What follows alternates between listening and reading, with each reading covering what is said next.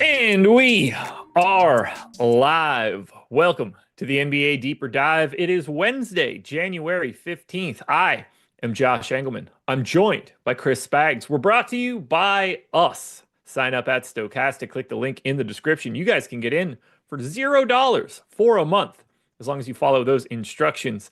9 game slate on DraftKings, 11 game slate on FanDuel. There's already been a wealth of nonsense going on for this slate. I think there's a lot more to come. And just before we got started, Karl Anthony Towns got ruled out for the Knicks, who happened to be the first team that we'll be talking about. So hit the like button, subscribe to the channel, hit the notification bell so you know when everything goes live. Follow us both on Twitter. We're in for some fun today, aren't we? I mean, look, there's nothing that Josh and I love more than breaking news right before the show that we can't really adapt for. It's like, even though the show, we do things, seems real casual. Josh has his prep ready to go from the morning. You assume it's all good to go. We normally like to put some work in advance, run data and all that, but the NBA is making that impossible lately with it constantly being the sands moving beneath our feet. And Cat getting ruled out today. I think the Sixers guys maybe trending towards not playing again as well. That could change during the course of this show and live before lock. It's going to be a lot of fun coming up here for an NBA that is in tanking season / their office space mode earlier than you would have ever thought possible. It's really gross, man. It's really, really, really gross. Cat was already questionable tag, guys. Yeah, he was. And now he's not. I don't really know what we're going with on that one, but okay. He's questionable previous games and he played 40 minutes last game. So it's crazy that he's out now. Well, the New York Knicks were 7.5 point favorites in Philly. I assume that line moves. Well, it's liable to move again whenever Philly's news comes out. But let's just say this. The Knicks are the favorites against the Sixers today in Philadelphia.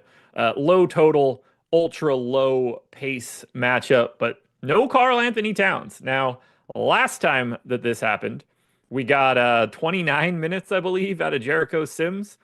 Doesn't really feel like it's a 29 minutes out of Jericho Sims day.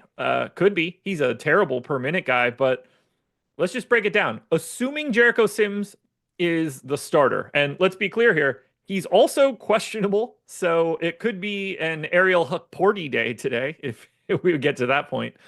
Assuming Sims is the starter, 3,400 center only. What do you want to do? Because I think he looks solid, but not spectacular.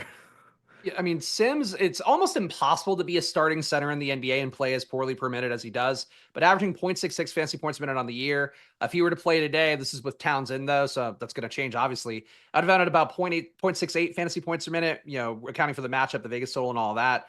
We'll go up a little bit higher with Towns out, but like Sims is just not a great producer. He's an okay rebounder. When he has good fantasy days, like he had the one time a couple weeks ago filling in for Towns because he rips like 10 rebounds and a half.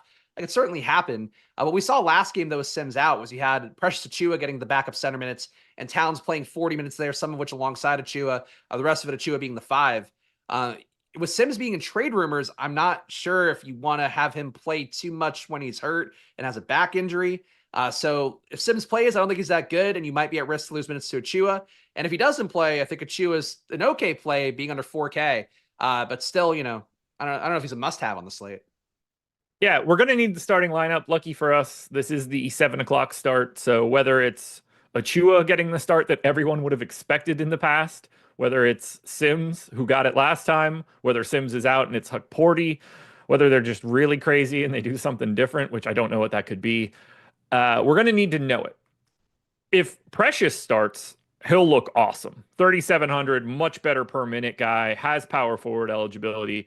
If Hukporti starts, he'll look better than Sims does. So one way or the other, we're going to get something decent at center. It's just going to depend on who ends up being that starter that really breaks free. But Hukporti could look pretty good.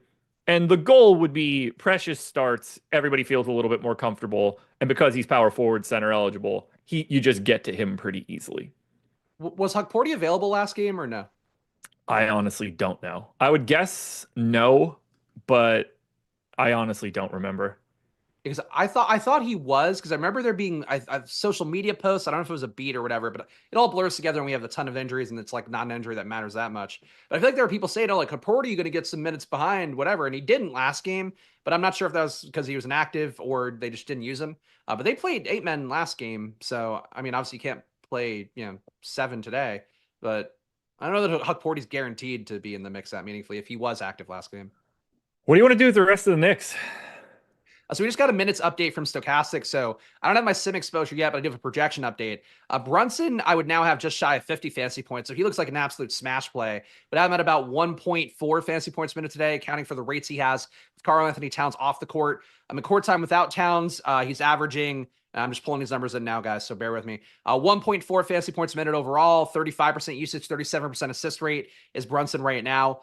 Bridges doesn't get a big boost. Josh Hart averages over 1 fantasy point per minute, but the big winner is Brunson. So in this spot, going against a Philly team that also is already missing multiple guys, is not very good when they don't have Embiid and Drummond out. If they are good, even with Maxey and George in, they also might not have Maxey and George. Brunson could beat up on these guys really meaningfully if he goes against Reggie Jackson and Jeff Doughton at guard. So I think Brunson's a smash play now. The ownership's probably going to get sky high, but he's like the Aaron Fox on yesterday's slate, I think, just not priced for having Monk out was Fox yesterday. I think Brunson now not priced appropriately for having Towns out. Yeah, I had 10% before all of this happened when I ran my sim. He's clearly going to look a little bit better. Usage is going to go up. I figure he ends up like north of 20%. And I like the Fox comp. He's going to look pretty similar to that. That's what I thought Ja Morant was going to be today, was the alternative De'Aaron Fox. But it seems to me that it's now going to be Brunson and Morant, or at least Morant won't get as much love. What do we do here? Like Josh Hart's rebounding opportunities are certainly going up. There's certainly an opportunity for Bridges and Hart and Anunoby to get their standard 40 minutes, and they just don't bring new people into the rotation with any sort of gusto. I'd like to have a little bit more Knicks than I had before, but this is a pace down spot. It's a slow matchup. My eye will be on Brunson. I'll have shares of Bridges, Hart, and Anunoby for sure. I would guess Anunoby would be the guy that I'd end up with the most, but we'll see how that shakes out after we get data. And then whoever the hell ends up starting at center. So it looks like Stokastic has Brunson projected for 37% ownership, which I think I'll be at least with, probably above on. Hart projected for 17% ownership, and I do have him at 43.5. Stokastic projection's 42, so a pretty good projection on him. Being under an AK salary, you can get there, but not as clean, I think, as Brunson looks. Anunoby also looks pretty good, getting 14% ownership. I would have him a little bit higher than Stokastic. I'm at 34. They have him at 31.3. And Achua getting now about 8% ownership, it looks like, with him projected to get more minutes. Not a lot going to Sims, with him expected to only get 23.5 minutes in Stokastic data. So Brunson seems to be the big stand. Like Josh said, Hart and Anunoby, his instincts are right there based on the ownership data. But really now, all the guys get more appealing. And if Sims doesn't play, certainly everything here would get even more consolidated and look even better. Man, this is going to be truly ridiculous. Who do you think they start? Brunson, Hart, Bridges, Anunoby, and one of Sims or Achua. Thank you very much for giving me the 4 starters that were definitely going to be in the lineup. I had very little doubt that Bridges, Hart, Anunoby, and Brunson were going to be starting here. So glad you were able to get that over to me. You asked the starting lineup. You didn't say like, are you like, you said who's going to start. It was vague. So I gave the whole lineup. I'm at least 80% right. 80% of the time it works every time. So Philly, there's a decent chance we're doing this shit again. You know that today no one will play Reggie Jackson and he'll be absolutely incredible. But for right now, obviously no Joel Embiid, no Andre Drummond, Lowry, Caleb Martin, KJ Martin, McCain. Maxey and Paul George are both questionable, which is interesting because I think they were both expected to play until they weren't. What do you want to do with Philly, assuming Maxey and George are in? So if Maxey and George are in, they look pretty good. George, I think, looks like a particularly strong play. I was getting him 33% before this Knicks stuff changed around the semi ran, so about 2x the field there. He's been averaging about 1.2 fantasy points a minute in court time without Embiid. And Drummond, the rates get a little bit weird, but I don't think that matters. So I'm defaulting to the rates without Embiid. He's good, I think, at his price tag if he goes. Maxey, I think, a little bit less good. I have him at 11% compared to the field 7 or so. Actually, no, 5% actually. It looks like it went down a little bit. I like Maxey, not as much as George. I think the price tag for George a little bit more appealing. For Maxey, you're kind of competing more with the pay up options on the slate. Guys like Towns who also look good, but now obviously that doesn't matter. But really for Maxey, I think the price tag's a little high. George, it's not. But really, I don't think these guys go today because we're in the exact same pattern we were in yesterday, where Paul George was probable, then got downgraded, then got ruled out. Maxey was questionable the entire time, got ruled out. Now you got the midday downgrade. I think they're just waiting for Embiid to get back in and then the guys play. But it was so weird. They were like, I watched that entire game yesterday because I had so much invested in it and I was on the treadmill and it was on YouTube TV. It was a great time. They just basically told Reggie Jackson not to shoot, I think. Like he was out there and he was just deferring every single time to the other guys. Eric Gordon, too, was deferring, and that guy loves to get shots up, was giving the ball to Jeff Doughton, just letting him go. So if you get Maxey and George out, I think you get the same thing again, but like you probably get a Reggie Jackson start again. Did you see the clip of Reggie Jackson during the warmups? No, I didn't see that. He looked like someone killed all of the members of his family, all of his pets. I've never seen somebody look so disgusted in my entire life. Like you see it on his face. He very clearly wanted to be anywhere other than where he was. And it showed. It showed once he stepped onto the floor. If I'm getting anybody here, it's probably a bit of Paul George. Assuming Maxey and George are in, my expectation is that I barely have anything from Philadelphia. If they're both out, then we're firing up Yabu and Edwards and Jackson and Doughton and Council, and we're playing the same sort of game today. Although we will have some competition with those pesky Atlanta Hawks. Hmm. Okay. Do you think they play? I don't think they do. No, I mean, honestly, I felt like, and they played the Thunder. They were feisty. Like I know Josh hates the dog shit teams, the nobody left teams. Justin Edwards got some shots up. I don't think he'll shoot as well today. Ricky Council got shots up that were much uglier. But Jeff Doughton, like he's been like a 0.6 fantasy point per minute guy this year normally, and he was like a brand new man out there, like playing, getting to play some guard, finally getting to lead the offense.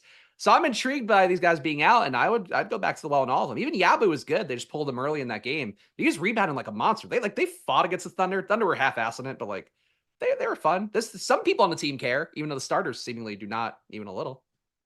Well, we're gonna need that news. Lucky for us. Wow.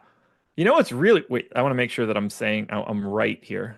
This is gonna be kind of funny. I guess it probably won't matter. Yeah, so Pete Nance still not in the player pool. Yeah, so that messed me up a little bit yesterday because he played, what did he play, like 10 minutes, something like that? Yesterday? I don't know. He played. That's all that matters. Yeah, it threw off the projection for me a little bit. So like, make sure you put him in. For me, my projections, like they kind of account automatically for when guys are in. If they're not in, they just reassess the stats based on the other guys. But Nance being in, he played enough minutes. Also played with the blown out group to close the game yesterday. So he's not going to actually matter for DFS, but he'll take minutes away from an Oubre, from a Yabu, from one of those guys if the game gets out of hand, which who knows at this point with all the guys missing on both sides. All right. Well, let's get the hell away from this game for our own sanity. Let's talk Boston-Toronto, which is barely going to be a conversation. Celtics are 2 touchdown favorites in Toronto. They're at full strength. They're unowned, essentially. 9% ownership coming into Jason Tatum. That's the most. 4 to Porzingis. That's the second most. This is kind of the same story. And this is going to be the story for most of the teams on today's slate. You want to play one of the Boston starters? Go for it. Any one of them would be fine to me. I do think Tatum looks the best. I certainly don't think that he looks like the best pay up. We have Wemby today. We have Jokic today. We have Giannis today. I have no problem getting Tatum. I had 5%. That's the most I have of anybody from Boston. I just don't know how you do it with any confidence. Yeah, I mean, I think losing Cat will give me a little more ownership to go around there, and I don't think it's going to go straight to the chalkiest option, which is Wemby. So I'm with you on Tatum on that front. I think in terms of tournament play, you can get here for one of these guys. The issue is a gigantic spread going against Toronto here. 14.5 is not where you want to be. And obviously you don't want to project a blowout, but Toronto missing guys, Boston with a huge spread. It's not where you want to be. But Tatum, I got a little bit more than the field. You get 10% Tatum, 15% Tatum. I think that's right. The other guys, if one of them hits, nobody's going to be here, and you'll be able to afford all of them a little more easily. So you maybe kind of hold your nose in the projection being not where exactly you want it to be. So it's a high total spot. Nobody looks that great. Take tournament options from here, but nothing else. Yeah, I don't know how to point out anybody here for Boston. Problem is, I don't know how to point out anybody from the Toronto side either, which actually looks worse than the Boston side. No Emmanuel Quickly, which I think we're pretty used to at this point. Jacoby Walter is now with the G League team, so he's not competing for any guard minutes. Highest owned guy for Toronto is 3% Scotty Barnes. So if you want to play Barnes, Barrett, or Pirtle, they can end up in a lineup, and I'd be okay with it. I kind of want to go back to Davion Mitchell because I know that asshole is going to score 35 fantasy points. Sixers, pretty hopeful Tyrese Maxey and Paul George will play, per Nick Nurse. Pretty hopeful. I'm sure they're hopeful that they play. Yeah, that's not injury news. Of course they want them to play. I'd be hopeful Joel Embiid plays today too. He's not, but I'd be hopeful that he would. Incredible, Nick Nurse. What an asshole. You playing Barnes, Barrett, or Pirtle? I got a little bit of Barrett, got 5% Barrett here, which is a big stand relative to his 2% ownership. Barrett's usage rate is holding up when Quickly's out. 30% usage overall, like he gets there a little bit more. He and Barnes, though, I think functionally very similar plays at this point. Barnes adds more peripherals. Barrett will shoot the ball with a little more reckless abandon, but none of them are priorities really. I think Barrett's an okay play. I'll get a little bit, just kind of change things up in a 150 set. But in terms of like overall, like I don't think there's any particularly strong plays here. Now, this might be the worst game on the slate. Let me look. 25 total. Nope. Yes, it is. This is the lowest total ownership of any game. Golden State, Minnesota is knocking on the door of being unowned, but yeah, there's not much going on for Boston and Toronto, so I'm sure it's going to double OT. Yeah, and Barnes probably puts up 70 here or something like that. It's not a bad total for what it's worth, and it's unowned, so you're playing 150.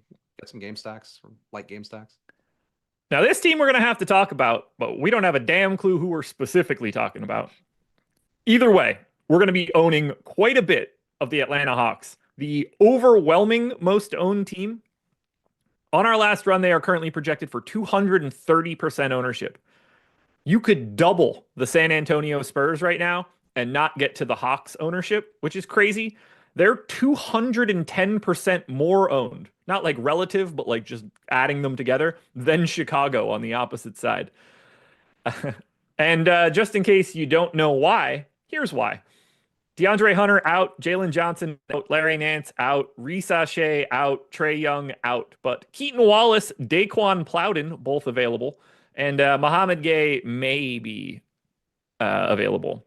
25% ownership to Dyson Daniels, 40 to Vit Krejci, 50 to Garrison Matthews, 60 to Bogdan Bogdanovic, 10 to Okongwu, 10 to Keaton Wallace, 25 to David Roddy, and the only guy that you would ever want to actually click on for Atlanta, and like Dominic Barlow is also 0, and I think he might play a bit, but Clint Capella, sub 10% today, just 8%. I don't have a great feel for who the hell is going to start for Atlanta, other than I'm quite confident that it's Dyson Daniels and likely Clint Capella. After that, your mileage may vary. What do you have your eye on here? Because there's obviously a lot of question marks in terms of what is actually happening. So what I have my eye on is entirely too much Vit Krejci currently. So I tried to massage the rates really hard for Atlanta, went back for the last year and changed. It took out DeJounte Murray, Trae Young, Jalen Johnson, and there still aren't a lot of possessions even with all those guys out. You get modest boosts for Bogdan Bogdanovic. The one player who looks like a different player, and Dyson Daniels modest boost too, like they both look like better plays, Bogdan and Dyson. The guy looks like a different player is Vit Krejci. He's got like about a 25% assist rate, 17% usage.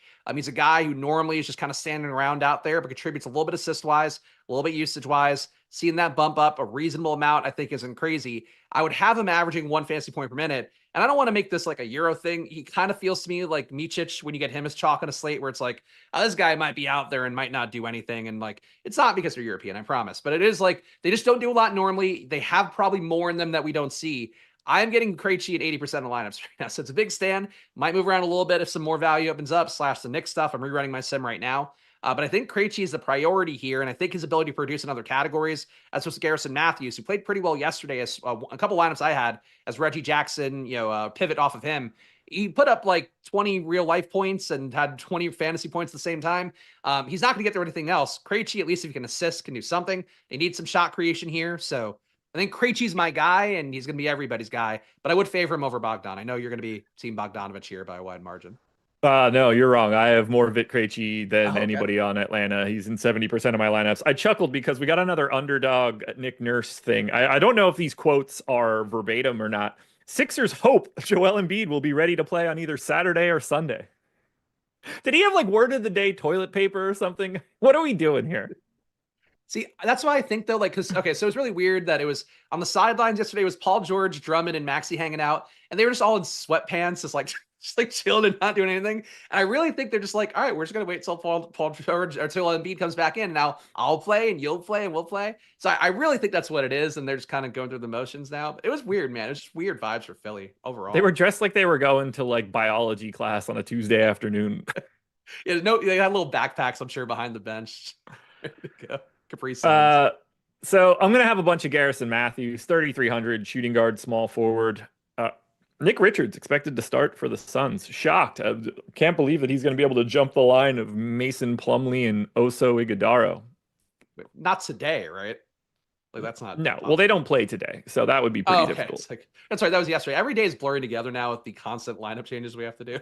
It's hysterical to me that the backup center for the Charlotte Hornets is the answer to the Phoenix Suns question of who could we put at center. That's interesting team building. Plumlee too. Plumlee was before. Yeah, but I mean, like right now, they're like, well, our first center, Yusuf Nurkic, we can't even play him anymore. So we're going to go to Mason Plumlee and Oso Iguodala. But what the real fix is the guy that can't even wrestle the starting job from the Hornets. So way to go, Suns. I'm actually really light on Bogdanovich right now, to the point where I have to go back and give him a little bit of a bump ski. Because while I'm not sure that 64% is going to be where I'm at, he does clearly look pretty damn good. Shooting guard, small forward, 4,600, and has the ability. I mean, he's basically like the only talented offensive player on Atlanta right now. So I am a little light on Bogdanovich. I will correct that problem as we move forward. What do you want to do here with Okongwu and Capella? I would favor Capella here. I'm not buying that Okongwu stays 10% owned. I've heard through social media today, every YouTube chat I've been, including your strategy show this morning, people think Okongwu is now going to be like a lock for putting up like 20 games. I think that happened because of Phoenix's lack of motivation. And the fact that sometimes when Capella's running hot or Okongwu's running hot, they'll take minutes from the other guy. It's exactly what happened yesterday. He just ate Capella's minutes. Capella played under 20 in that game. Everything else went Okongwu's way, and he went nuts. If people are going to play Okongwu more, I'd rather play Capella and hope you get the flip side today. Certainly him blocking Vooch is going to be in play enough, blocking whoever comes to the line. Josh Giddey, very blockable. A lot of guys that are pretty blockable on the Bulls side. Capella can get hot here, so I'd rather play at the very least an equal amount, but I'm currently getting 2x the field on Capella and a little bit less than the field on Okongwu, and I think that's right. I think people point chase Okongwu today more than they should. I'm a little bit over on both of the guys. 2x on Capella. I have 18% of Okongwu. I've got like 2x Keaton Wallace. I've got 30% of David Roddy. Both of those guys are at the flat min 3K. The one guy that I don't think I've heard you talk about, and I know that I haven't said it. What do you want to do here with $7,100 point guard, shooting guard, Dyson Daniels? Because he gets a sizable assist rate bump for this spot. In theory, he gets a pretty big usage bump. I don't know if that's a good thing. He's one of the worst offensive players in basketball. Do you want the Dyson Daniels experience? Because it's kind of interesting to me. If he's going to be Dyson Daniels on the defensive end, then I think it's going to be very difficult for him to be anything special on the offensive end. If he's not going to be Dyson Daniels on the defensive end and he's taking on more of an offensive load, what does that end up meaning for somebody like Zach LaVine on the opposite side? So my question is, what are you doing with Daniels? Interesting. I mean, I would think with the pace of Chicago and all of that, like I think there's going to be stocks to go around even if he doesn't, lock in and does play a little bit more loose. But I think it's a fair point. I'm currently getting 2x a field on Dyson Daniels. The rates that I gave him today, 27% assist rate, 23% usage. That gets into about 1.2 fantasy points a minute for me when accounting for the Vegas total and the matchup with Chicago and all of that. So I like Daniels today. I think my one concern point is to me, he kind of feels like Kelly Oubre did in the slate yesterday, where maybe the opportunity's there, but he just shits the bed because he's not a good offensive player, and the other guys are competent enough, have good true shooting and all of that. Where Dyson Daniels 51% on the year from three, shooting 31%, like nothing good to write home about with Dyson. But he can get to the rim. I think that's what I would be hoping for here against Chicago and getting the steals and assists, maybe a few more boards going his way. So I like Dyson Daniels, but I would say that I do have the bugaboo in my head of just like, we kind of saw this with Oubre yesterday against a much better team, but like Oubre just missed every shot. And like, that's what happens when you're all of a sudden you're the alpha guy in the offense and you're not built to be the alpha guy. Yeah. Like I don't mind having a bit of him just because he's going to be able to explore the studio space in a big way, but he's the one that scares me the most just because he's so wildly untalented when it comes to the offensive side of the ball. He, of anybody in the league that's playing 25 minutes a night and has a 15% usage or higher, he has the fifth lowest offensive EPM of all of those dudes. That's pretty bad.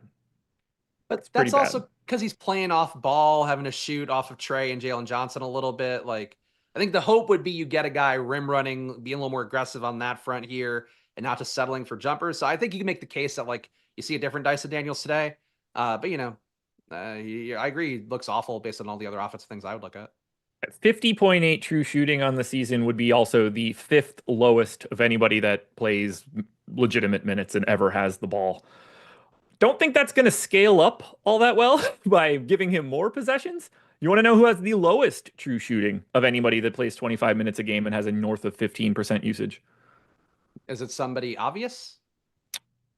Could be. Is it It's Russell not Westbrook? somebody that I'm expecting you to pull that's like the 600th best guy in the NBA. Okay. It's not DeJounte Murray, is it? It is DeJounte Murray, former Atlanta Hawk, 48.2% true shooting. Illustrious company with Kyle Kuzma, Alex Sarr, and Patrick Williams. But again, Woof. he's positively regressed. He was at 46 a couple weeks ago, and he's up to 48. It's getting there. Climbing, climbing. Obviously, we're going to need the starting lineup, but you are going to end up with a lot of Atlanta in your lineups as you're going into lock. And then by the time we get to 8 o'clock, we'll be able to sift this around. Give me your, just obviously without knowing anything that we have here, your gold, your silver, and your bronze Atlanta Hawks. Oh man, I think the gold is unfortunately so like it's going to be Vic Krejci exposure wise, I think, but I still would like to level that out because I think Krejci to me, Matthews, Bogdanovich, they're all eating off of a somewhat similar plate. But I'll say Krejci for the gold. Silver would be Dyson Daniels. I think it's worth the shot that he just kind of embraces a new opportunity for him.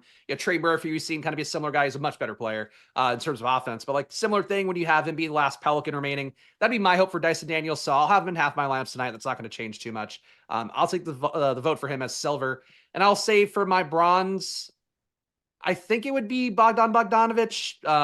The centers, I do like the idea of Capella leverage. Garrison Matthews is going to come up a lot naturally because of being 3,300. But I think Bogdanovich, I trust him as a permanent player. He's still a good shooter. Hasn't produced a lot rate-wise in court time without Trey Young and Jalen Johnson the way that I would hope. But I don't think he kills you on the slate no matter what, even if he doesn't hit a tournament upside. How the hell is it 5:30 already? What the hell happened there? Well, I mean, this is the most important thing. We're going to have a lot of zip it throughs. Vit Krejci would be my gold. Garrison Matthews will likely be my silver. And buckle up for this one, folks. Big body David Roddy getting the bronze here. Power forward eligible, flat 3K, gonna play no matter what. And if for some reason this game gets out of hand, he's gonna play during that too. So give me some big body David Roddy, better per minute guy than some of those dudes. Also Jericho Sims, probable. Zach LaVine's 9% owned. Everybody else on the Bulls is either 4 or below. I kind of find Zach LaVine pretty interesting given the fact that he just won't stop shooting. Tough first half yesterday. Bailed himself out of it a little bit. Should look a bit better here, but I don't get the sense I'm going to have a lot of the Chicago Bulls. Yeah, same page. I'm getting 5% of Levine. If you got the Sunmu and got Kobe White out. I think both guys are still Q tags, at least the last that I had a chance to look. If those guys are Q tags and they get ruled out, I think Levine will look better. Obviously, Giddey will look better, have a better shot to close. So Josh talked on the strategy show this morning. Vucevic will look better. Just have more opportunity for everybody left behind there. As it is right now, though, I don't see priorities. Certainly a high total spot. Talk a lot here. You know, it's a good matchup, decent pace going on both ways. Shitty Atlanta defense is going to be even shittier than usual, you would think. But maybe losing Trae Young ends up being a net positive for the Hawks defense. But really, you can play whatever you want here. I think it's tournament options, but in terms of raw projection, they're not going to occur very much naturally, I don't think, unless you get guys out. Yeah, I do want to add there because you kind of mentioned it. Kobe White questionable, Io DeSunmu questionable, Lonzo questionable. The expectation was DeSunmu would be back. We don't really know what's going on with Kobe White here for today. My guess is if DeSunmu and White are in, Lonzo is going to be out, but they're listing Lonzo as questionable on the off chance that those guys can't go. Then they're going to try to, still run Lonzo for those 20 minutes. That's my guess. I think those guys are going to end up in, and it's not really going to change anything for us. Hit the like button, guys, if you can, and schedule for the rest of the day. You guys should know this if you've been here before. Live Before Lock coming up next. They'll take you from 6 to 7. And then Greg and I will be on playback.tv/Stokastic from 7 to 8. You're going to want to be there because that's probably when we're going to get this Atlanta Hawks news. We're going to be able to talk ownership, swaps, everything that's going on the slate. And we get to watch games along with everybody else. And if you have League Pass, you could link that account. And then you could watch with us. It's fun. And we have VIP passes just in case you don't. Okay. God, I really should just close chat permanently. Orlando Magic, 6.5-point dogs in Milwaukee, 212 total. Orlando, kind of interesting today. No Goga Batadze. He is out in the concussion protocol. Q tag on Kentavious Caldwell Pope. Q tag Corey Joseph. The other guys that have been out are out. We're getting 15% ownership to Cole Anthony at 6,200. And we're getting 18% ownership to Jonathan Isaac, 3,800, power forward center eligible. I'm pretty interested in the 3% owned Wendell Carter Jr. right now at 4,500. And I didn't think this would be possible, but I don't think Paolo Banchero is a straight no today, like I was anticipating when I started the day. What are you doing with the Madge? I'm the Madge. I'm getting actually an okay amount of Banchero, getting about 3x the field on him. I'm with you on that. I think Stokastic has spent 30.5 minutes. I mean, I know I'm looking at it on my sheet right now. They've been 30.5. You're asking him to come up a few more minutes here today, based on the 28 he played last time out. If he gets there, I think he looks safe to play. Even if he doesn't get there, he could produce well enough. Against Milwaukee, pretty much has to produce, I think, to keep the team in this game. So for Banchero, I'm with you. I think he's a good play today. I'm averaging 1.5 fantasy points per minute. So we'll take that shot today. Cole Anthony getting there a little bit less. And frankly, I think I might need to juice Cole Anthony's rates a little bit. So I flatten these guys out. Cole Anthony being played by about 14% of the field. I'm getting 8. Actually, no, closer to 6. I think Anthony's an okay play. Certainly a player that I would be willing to get more of, and I think I probably should.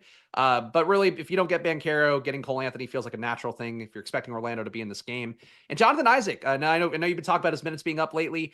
He closed last game as well, and I think he's your lever against Wendell Carter, who looks okay, but isn't coming up a lot for me. You got Isaac at decent salary as well, being under 4K, power forward center. If he closes the game, he'll look a lot better. And certainly for defense, expected him to be needed a little bit more here. So there's enough value now. You don't need to get to Isaac, but I am getting him in a quarter of my lineups currently. I only have 10% of him right now. I'm going to dig into him a little bit deeper because he obviously looks great. I'm just permanently concerned with the amount of minutes he's going to play. I expect him to be largely the backup center to Wendell Carter Jr. I think Tristan Da Silva can sneak into a couple of minutes there as well. But if Wendell Carter Jr. is 3% owned, I'm just going to cross my fingers and hope this dude plays 30 minutes and just fills in admirably back into the job that he had when the year started, which was the starting center for the Orlando Magic. And then Cole Anthony's just kind of simple to get to at 6,200 if he's going to keep playing north of 30 minutes. I do have 5% of Paolo Banchero, though. His points prop was way higher than I was expecting it to be. He's got like 37% usage now with all these idiots off the floor. And I think they might stretch him a little bit. I went 32 minutes. I wouldn't be surprised if he just plays like a starter at this point and gets 33 or 34 if it's competitive. But it had been just a straight no for me. It's not today. I will have a little bit of Paolo. And then we get to Milwaukee, who are completely unowned outside of 15% ownership going to Giannis Antetokounmpo. If you're interested, there's also 2% going to Bobby Portis and 2% to Dame. I will not have much of Milwaukee outside of, I do have 5% of Dame, random. I also have 40+% of Giannis. Bring it on down, baby. Not going to be a problem paying up for these stars. We're going to get to Wemby and Jokic in a bit, but that power forward eligibility for Giannis really helps. So give me the Greek freak.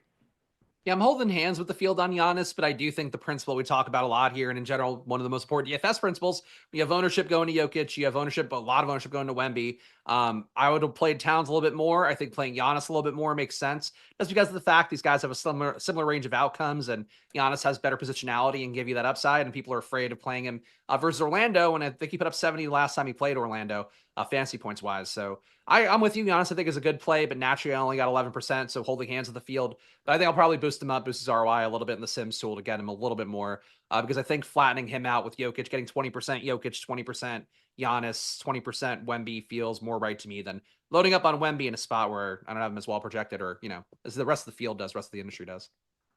I don't say this as a judgment, but I can't help but say it. I feel like I'm listening to you at like a 1.8x podcast, which is Yeah. impossible because I'm clearly getting your audio live to my face. No, that's fair. I mean, I'm talking faster than usual because we're so behind, so I'm trying to We get my are. shit out. I But get yeah, you. you're I fair. get you. That's like I said, not a criticism. I get where you're going and I know why it's happening, but you were saying it and I was just like, shit, do I need to turn this down? Because it was just like, to me, I boost all my podcasts. And I was I just want to like, oh get no, you I can't do all the that. info in your brain as fast as possible. That's my goal. I love it, man. I love it. Uh, yeah, that's it for this one. Let's keep it moving. Jericho Sims available to play. Yeah, that was pretty much what I assumed probable meant, but whatever. Dallas Mavericks, 1-point dogs in New Orleans, 220 total. We thought we were getting Kyrie Irving today. Turns out we're not getting Kyrie Irving today. He's going to be out for this one. Obviously, Luka still out, and Derek Lively out. I guess technically Kyrie is doubtful. So take that for what it's worth. We do have a little bit of ownership coming into Dallas, but it's really only going to one guy. PJ Washington's at 8, Najee Marshall's at 8. Everybody else is below that, except for the 50% owned Daniel Gafford at 4,300. What the hell do we do here with Gafford, who rarely falls into a lot of additional minutes? And they did go to Maxi Kleba last time out to replace Derek Lively. What are you doing with Gafford? Because I'm quite light if he's 50% owned. I also think that number comes down. So I'm at 53% with Gafford. I am more team Gafford here. My assumption was that because they were getting smoked by Denver, they were down like 25 at half, that they just put Kleber out there to give him an extra shooter. And then that was why they did that. In the past, Gafford's playing about 27, 28 minutes when Lively's not out there. So certainly could be a thing where that shifts around. But versus the Pelicans, like this kind of feels like a matchup where you don't need Kleber shooting as much. You let Gafford rim run and just kind of negate Eve Missy, and they do the same bullshit back and forth. So I am team Gafford. Again, just really holding hands to the field, but he's in over half my lineup. So really the biggest stand I have for the Mavs, besides Quentin Grimes, who I have at 18%, because he always projects better for me. His rates in court time without Kyrie and Luka just does a little bit of everything. That said, he comes off the bench, has risks to not close some games. A guy like Jaden Hardy gets hot, which has happened before in the last couple of weeks. But still for Grimes, I like him enough here at his salary and being shooting guard, small forward. So I'll play him. Nothing else pops that much though. A little bit of PJ Washington, but I think it's mostly Gafford or bust. Daniel Gafford started 15 games this year. He's played 344 minutes. That is 22.9 minutes per start. I'm very nervous about Daniel Gafford here. They haven't liked him lately. They did lean on Maxey a little bit more. I have 13% of Gafford. I am prepared to be very wrong. Also, we got a lot of centers on this slate. The two Atlanta dudes. Whatever happens in New York. Potentially Yabusele looking interesting, depending on how Philly breaks. Orlando, Wendell Carter Jr. Like if Wendell Carter Jr. is 3% owned and Daniel Gafford's 50, that's to me a very clear way to get away from a bit of Gafford and grab some Wendell Carter Jr. The gap between those guys should not even be remotely close to that. But there's certainly upside to Gafford. Only guy that I got a little bit of was Quentin Grimes, and that just feels like randomness that'll hash itself out by the time I get out of it. That just doesn't look that good. Yeah, I'm more into Gafford than you are, but I think I'm seeing the potential here for a matchup where it's like Gafford ripping boards, getting some easy shots at the rim. Like New Orleans doesn't offer a lot there. But I think, it's a fair point that Kleber's taken more minutes lately. And I guess it comes down to like Stokastic has Gafford for 25 minutes with that and the projection, the rates I would give him. I'd have him putting up 33 fantasy points in 25 minutes. If you're lower than 25, though, it's going to get a little bit closer with him and Wendell Carter, I would think. 4,300, I'll still probably hold hands with the field, but I think you made a fair point that if you hit the lower side of the minutes outcome, and it should all be on a spectrum anyway in how you approach ownership and minutes, the lower side of the outcome for Gafford probably would kill some lineups. S&P asked how many of those Gafford starts were with Lively as the backup. That's a good question. Let me look and see how many times he started with Lively not playing in the game. We'll see if that number bumps up a bit. Could be a good reason for me to get an extra minute or two. 8 starts with Lively out. 207 minutes, 25.9 minutes per start in those situations. I think I'll probably give him an extra minute and get him to 24. Just because they have been a bit pessimistic about Gafford over these past few weeks. So I don't want to just immediately assume it. Maybe 24 and a half. I'll end up with a little bit more, but I'm interested in that dynamic between him and Wendell Carter Jr. Would you play any Maxi as a counterpoint against Gafford at 3,100? And he's a 0.6 fantasy point per minute guy. I would have to give that dude all 48 center minutes for him to look decent, especially with all this like bullshit Atlanta news and everything. Like there's so much value out there that you need a real specific Maxi day, I think. Pels. No Zion. Shocked. Didn't see that one coming. No Herb Jones, no Brandon Ingram. DeJounte probable. Trey Murphy, 10% owned. Everybody else, 6 or below. I got 8% of Jeremiah Robinson Earl, who I gave way too many minutes to start the day. He's flat 3K, power forward center.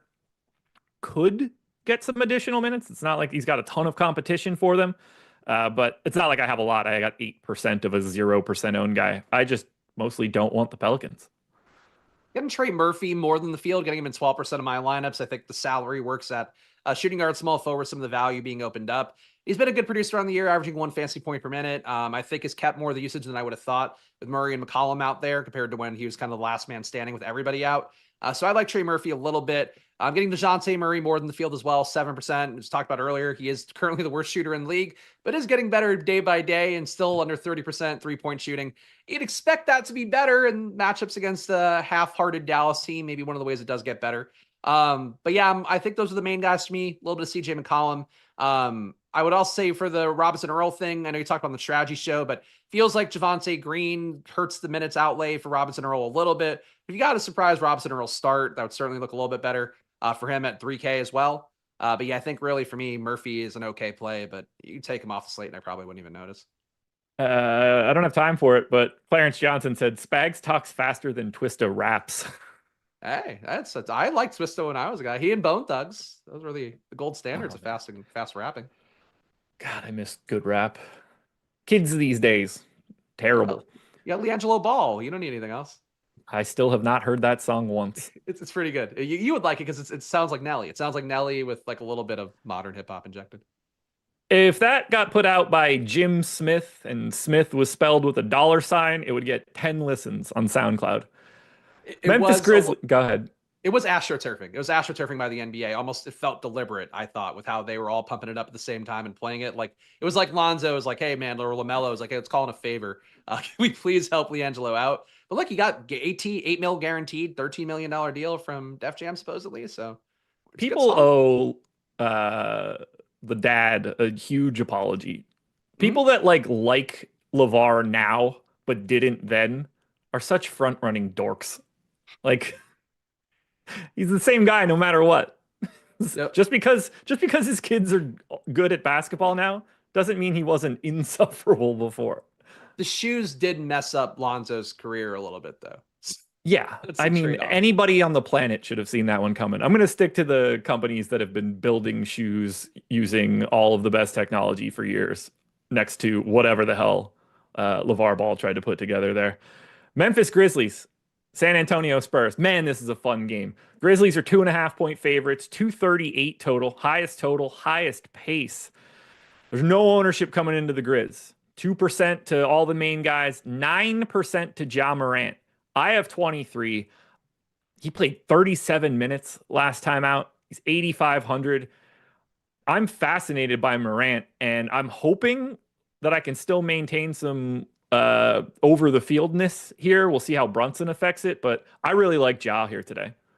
Yeah, so Ja coming just shy of 40 minutes is kind of nuts because that's been one of the issues I know Josh has brought up every single show about how the minutes not being there is a big reason that you can't trust Memphis despite fairly high totals and a good pace and all that. If you're gonna get Ja playing almost 40 minutes, he is mispriced at 8,500. So I'm with you on that concept. Less than anything else here, but I did boost Ja a little bit. I'm gonna boost him further, I think, to get more. But I'm with the field on his 7.5%. I'll get like 10 or 15 maybe when all is said and done. Besides that, though, Memphis, everybody else is in for the most part. I don't see a lot of value here. And the Morant thing, I think, is more of going off a hunch when you see him play a minutes high. In reality, they could give a few more to Scottie Pippen and things could level back out today. But, you take your shots, and I think Ja Morant's worth a shot today. Yeah, it's the only guy I have exposure to for the Grizzlies in this spot. Tough spot, but a little bit of a pace down matchup. It's not a pace down matchup for the San Antonio Spurs, though. I have them gaining 4 possessions over their average. Wemby is 30% owned. Vassell's 25. Stephon Castle is 25. Keldon Johnson's around 10. No Jeremy Sohan for this one.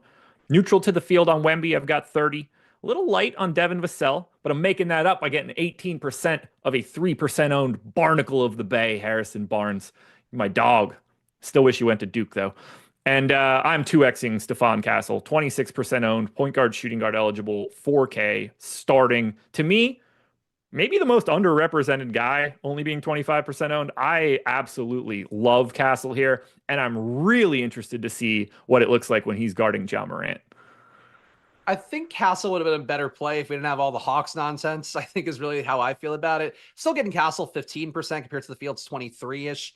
But I know, like I'm taking the value that's a little more obvious there. Castle is going to be out there with, you have Vassell who's shooting a good amount. Obviously Wemby, Chris Paul still going to be possessing the ball a good amount. Keldon Johnson, I think is still doing enough usage wise.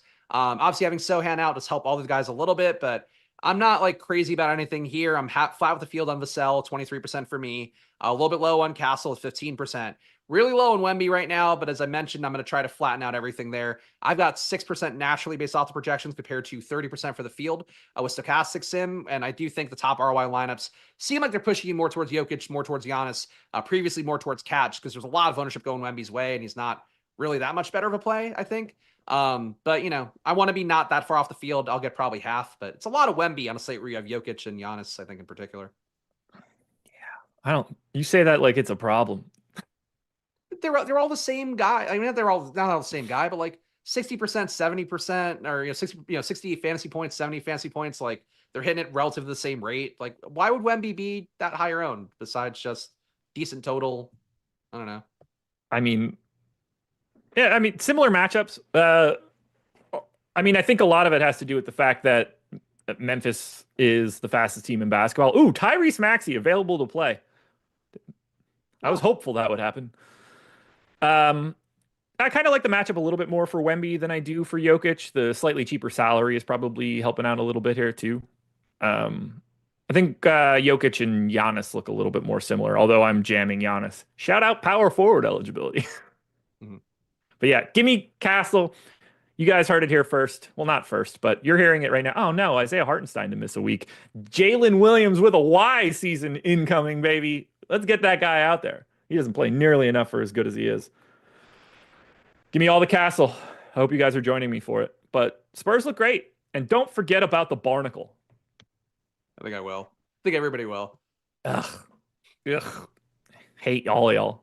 He's a hero. I gotta go watch that old stream. Houston Rockets, 1.5-point dogs in Denver, 230 total. This should be a really fun game to watch. Houston's awesome. Denver's got Jokic, so they're awesome by default. There's no ownership coming into Houston, though. We're kind of used to it. Jabari Smith out.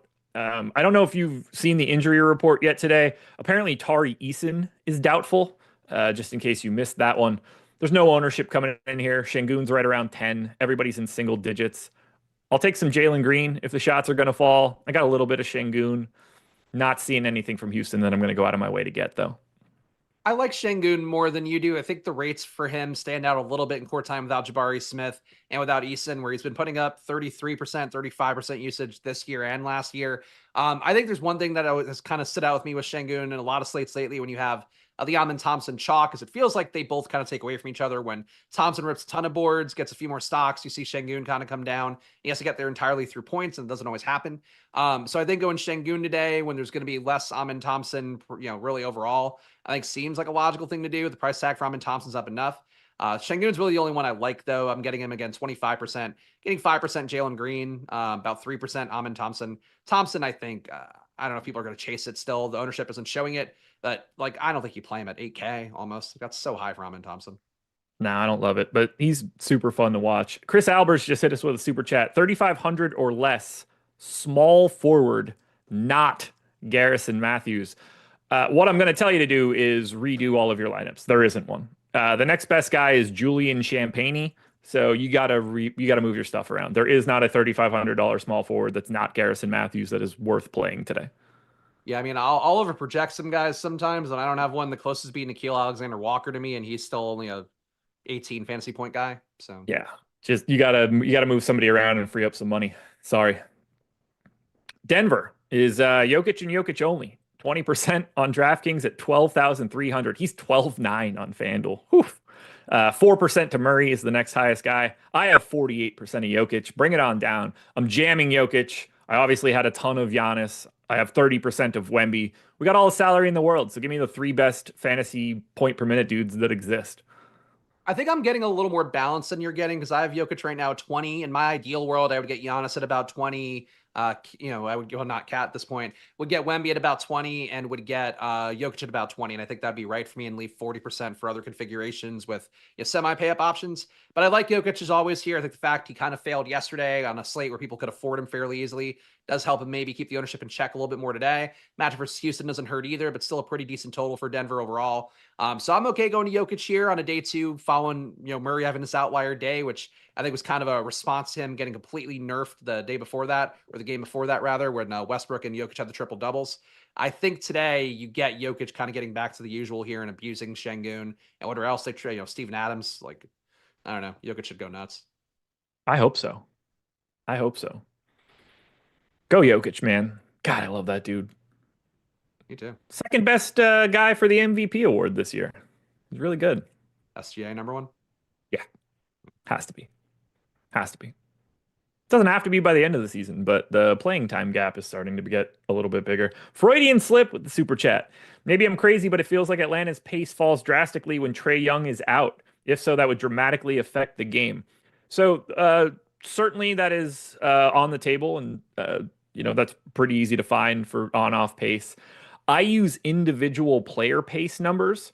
So my pace for the game recalculates based on whoever's on the floor. Now that can be artificially inflated a little bit for some players because of situations like that. But as best I can tell, it's still going to be relatively quick. We're talking about one of the fastest teams in the league. Do I think that it would probably come down a little bit? Sure. That game is still a track meet. Memphis, San Antonio, Atlanta, Chicago are miles away. The fastest games that we have here, but I do it individually, so it's not just like a raw number for me. If they were playing anybody besides Chicago, I think you might expect the pace to come down a little bit, but you're playing into the kind of thing a little Absolutely. bit more. Yeah. Charlotte Hornets, 5-point favorites in Utah, 221 total. We do have enough money to get to a 10K LaMelo Ball, who's currently projected for 20% ownership. I don't like not having him, but I basically don't have him. And boy, oh boy, should he carve this Utah team up. He looks really good, but we've talked about those like mid 8K guys like Ja Morant and Jalen Brunson. And I've obviously mentioned that I'm getting to all of the major dudes that are big. What are you doing with LaMelo?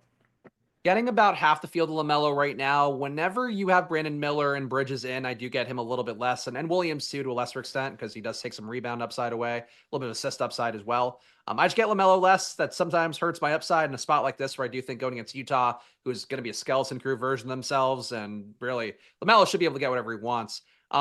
I'm not there as much. I could see myself forcing my way there a little bit more when I pull my final set of lineups in. But right now, I'm really getting a lot of Mark Williams, getting almost 25% of him. Just not having the Nick Richards component in there at this point in the lineup. Not having a true center because I don't think they have Diabate right now, do they? I believe he is with the G League team, so sign up Taj Gibson for today.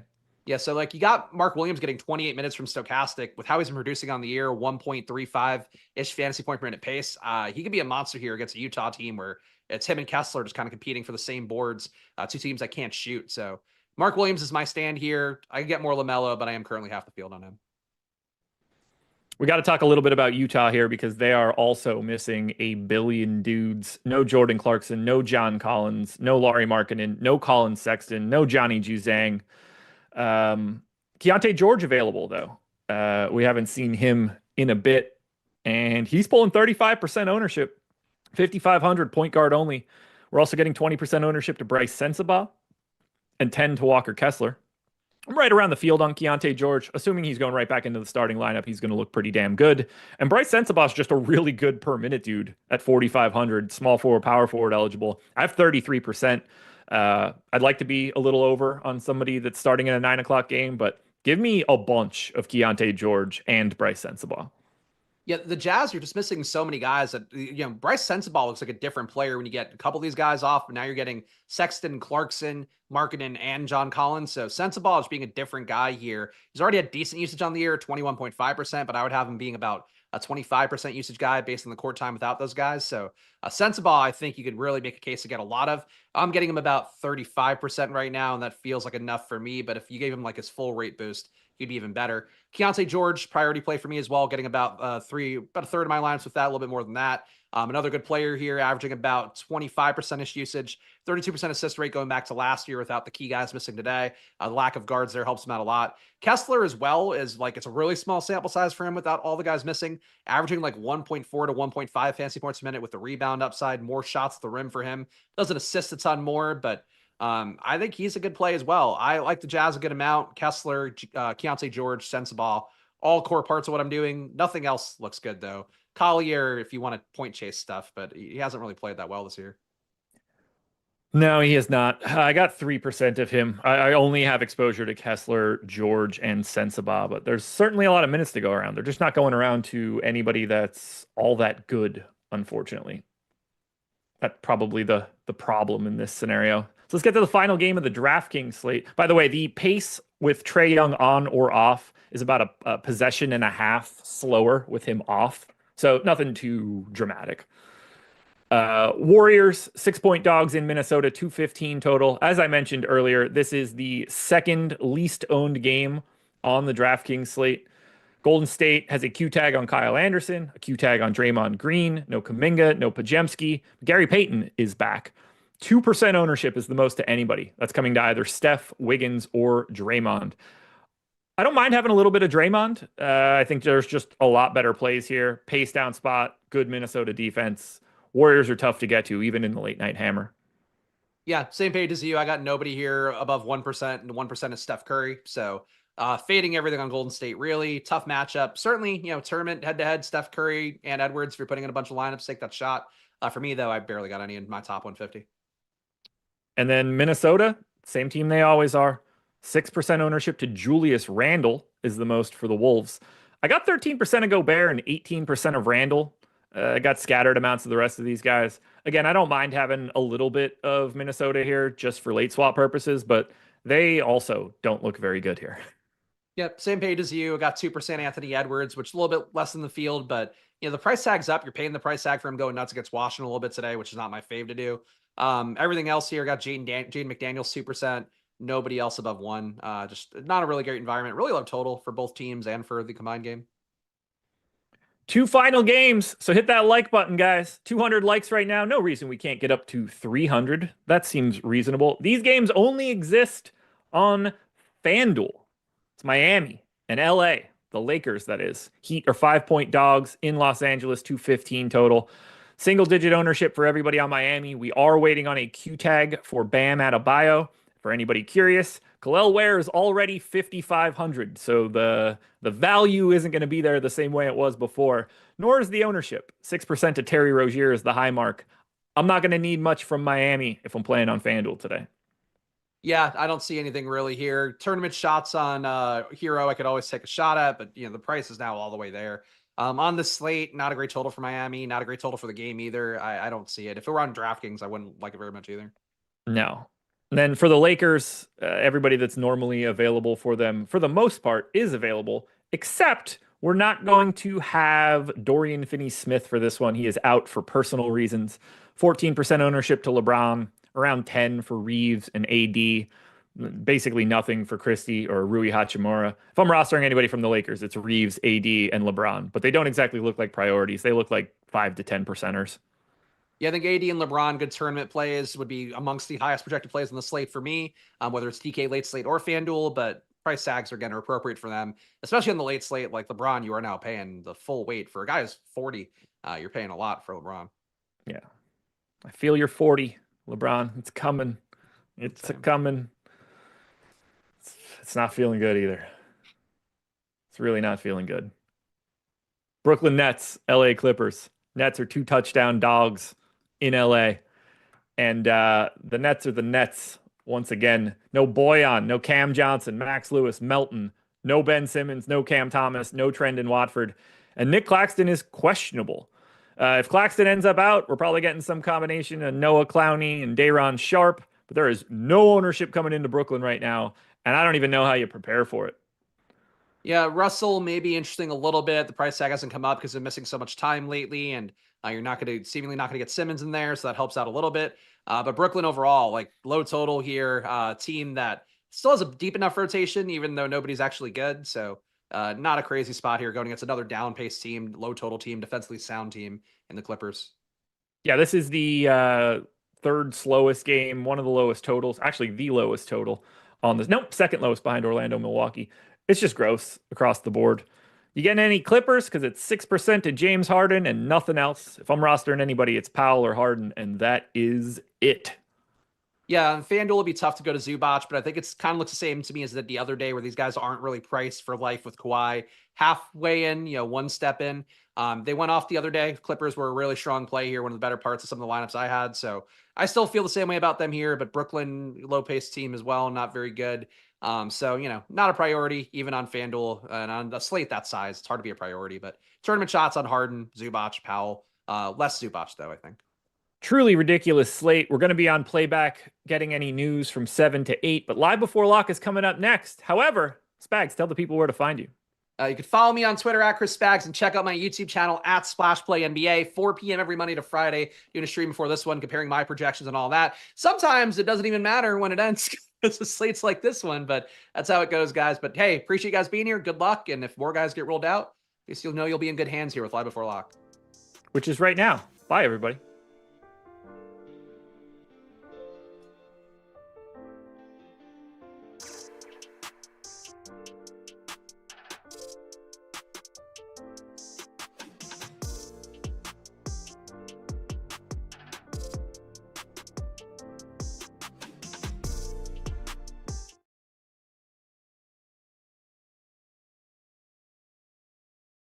Build your bankroll with Portfolio EV from OddsShopper. Use the mass entry tool to enter hundreds of profitable bets a day with just a couple taps of the finger in the OddsShopper app. And have confidence in knowing the bets you're placing have been profitable long-term by analyzing the historical ROI on every bet from every market with the EV results tool. From there, just create your own custom portfolios, simply add the bet types you want to see each day, and watch the profits roll in. Subscribe today on the OddsShopper app or at OddsShopper.com.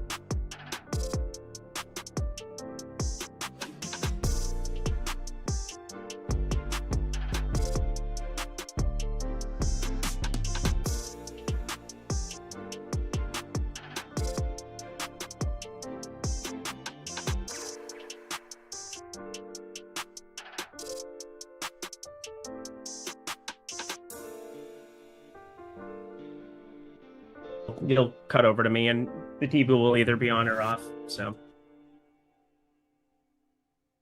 just don't open on me, please. Open right on him. Open right on him. What is You're happening, nuts. everybody? Welcome to NBA Live Before Lock, where we talk about NBA DFS while Eric watches his TV and presses buttons on it. We have for you a very interesting show. We've got a ton of value. I was just talking with Eric about this a little before the show started, but who would have thought early on in the year that there could be a scenario where Dyson Daniels would be chalk at over 7K? That's kind of where we're at right now, and there is just a ton of Atlanta Hawks chalk on this slate. That is the team that the field is gravitating towards the most because of all the players that were ruled out by the Atlanta Hawks earlier in the day. So that's going to be a big talking point. We've got Karl Anthony Towns. He was ruled out by the New York Knicks. So that is something that it's opening up a lot of additional value on the Knicks. Somebody like Jalen Brunson becoming a top pay-up option. And then still more news potentially to come. Paul George, questionable. Bam Adebayo, he's questionable. Kobe White, he's questionable. Nick Claxton is questionable. Ayo Dosunmu is questionable. Lonzo Ball is questionable. I'm pretty surprised Lonzo hasn't just been ruled out already. I assume he isn't going to play, but if they haven't ruled him out at this point, maybe he does have a live chance to play. Draymond Green is questionable. KCP is questionable. Aaron Gordon is questionable. Kyle Anderson is questionable. So Kyle Anderson and Draymond Green are both out. That's something that could open up some potential value. So do us a favor, guys. Like the video, subscribe to the YouTube channel. If you have not signed up for any of the tools we have here at Stokastic, you are missing out. And the easiest way to get in on the action is check out our link join that we have down below in the YouTube description box, because for each one of our affiliate partners that you sign up for, you get 1 free month of core access to a sport of your choosing. So if you want to sign up for 3 of those bad guys down there, get yourself 3 months of NBA core DFS for free. And that's going to cover you through the rest of the regular season. So we've got 3 months left in the regular season here. Eric, I've delayed as much time as I can here. It appears your TV is still not working, though. Nope, complete failure. I got some of the new graphics for the background. It was going to look all lovely and pretty and new. I was doing that while Josh went 15 minutes over on the last show. So I thought, it gave me enough time to be able to fix it, but apparently not. I am a twat. Yeah, it was not enough time for Eric, nor was the first few minutes of the show here, because TV still blank back there, but it's all right. It's an added feature that it's nice when we have it, but it's you not could put something there. Tyler used to put like faces in the background and stuff there, but unfortunately we only have producer Jordan Klein, the best producer and worst producer in the game, named Jordan Klein. So unfortunately, probably can't get anything on that blank TV back there. That would be too much of a feature ad. That's a good point, Jordan. I believe there was a picture I sent you a couple of days ago. I don't know. This was actually just yesterday. That sent you that picture. There is the Caitlin Lindquist in a Vikings jersey crying. If Not you that could, one. Eric has requested that to be on the TV. No, just put Stokastic. Put our logo on my TV like I was trying to do. Why? We've all got different ideas. Production meeting on show. Jordan, let's see what you could cook up. Do it. Go for it. Do it, Jordan. None of us have any clue how. I don't know how this works. Eric doesn't know how it works. Jordan's the producer. Figure it out.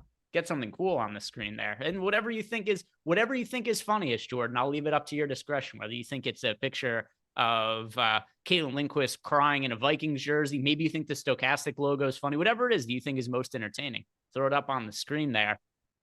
More importantly, though, Eric, we've got this DFS slate. Let's start by talking about the Atlanta Hawks, because that is really going to be the most important aspect of the slate, the Atlanta Hawks, and what we're going to do with the Knicks. And I want to also open with the Hawks side, because perhaps we'll get news on Paul George before we end up getting through the end of the Hawks here, because that Paul George news has to come out in the next 15, 20 minutes or so. Let's talk about the Hawks value and the amount of chalk that there is there. What are the pieces of Atlanta Hawks chalk that you cannot go without tonight? You cannot play this slate without big body thotty. You just can't. You can't. I was a day early on David Roddy. I was a day early. And you know what? That's okay. Sometimes good things come to those who wait. And I waited. And now we got ourselves big body thotty, ready to rock David Roddy. I mean, I don't know what you have him projected for. I see what we have him projected for. I have him projected for more. And I really like him. I assume he starts today, which is just insane for a flat 3K guy who's a good fantasy producer. Vit Krejci, pretty hard to go without at 4K, I think, for him. I think the big question mark, because again, we're talking about Atlanta value. I think Bogdanovich, volatile, more volatile than what he is. Like, he's pulling 62% ownership. He is overowned. And then the other guy that I think is overowned is Dyson Daniels. I assume that both continue to be very, very, very popular. And I am nervous about what is happening in my lineups because I'm not hitting like full eject on both. Actually, I am hitting full eject on Dyson Daniels, but I am way below the field on both of them in order to try to play some of these dusty Utah pieces, some of these dusty pieces that we have in the early window.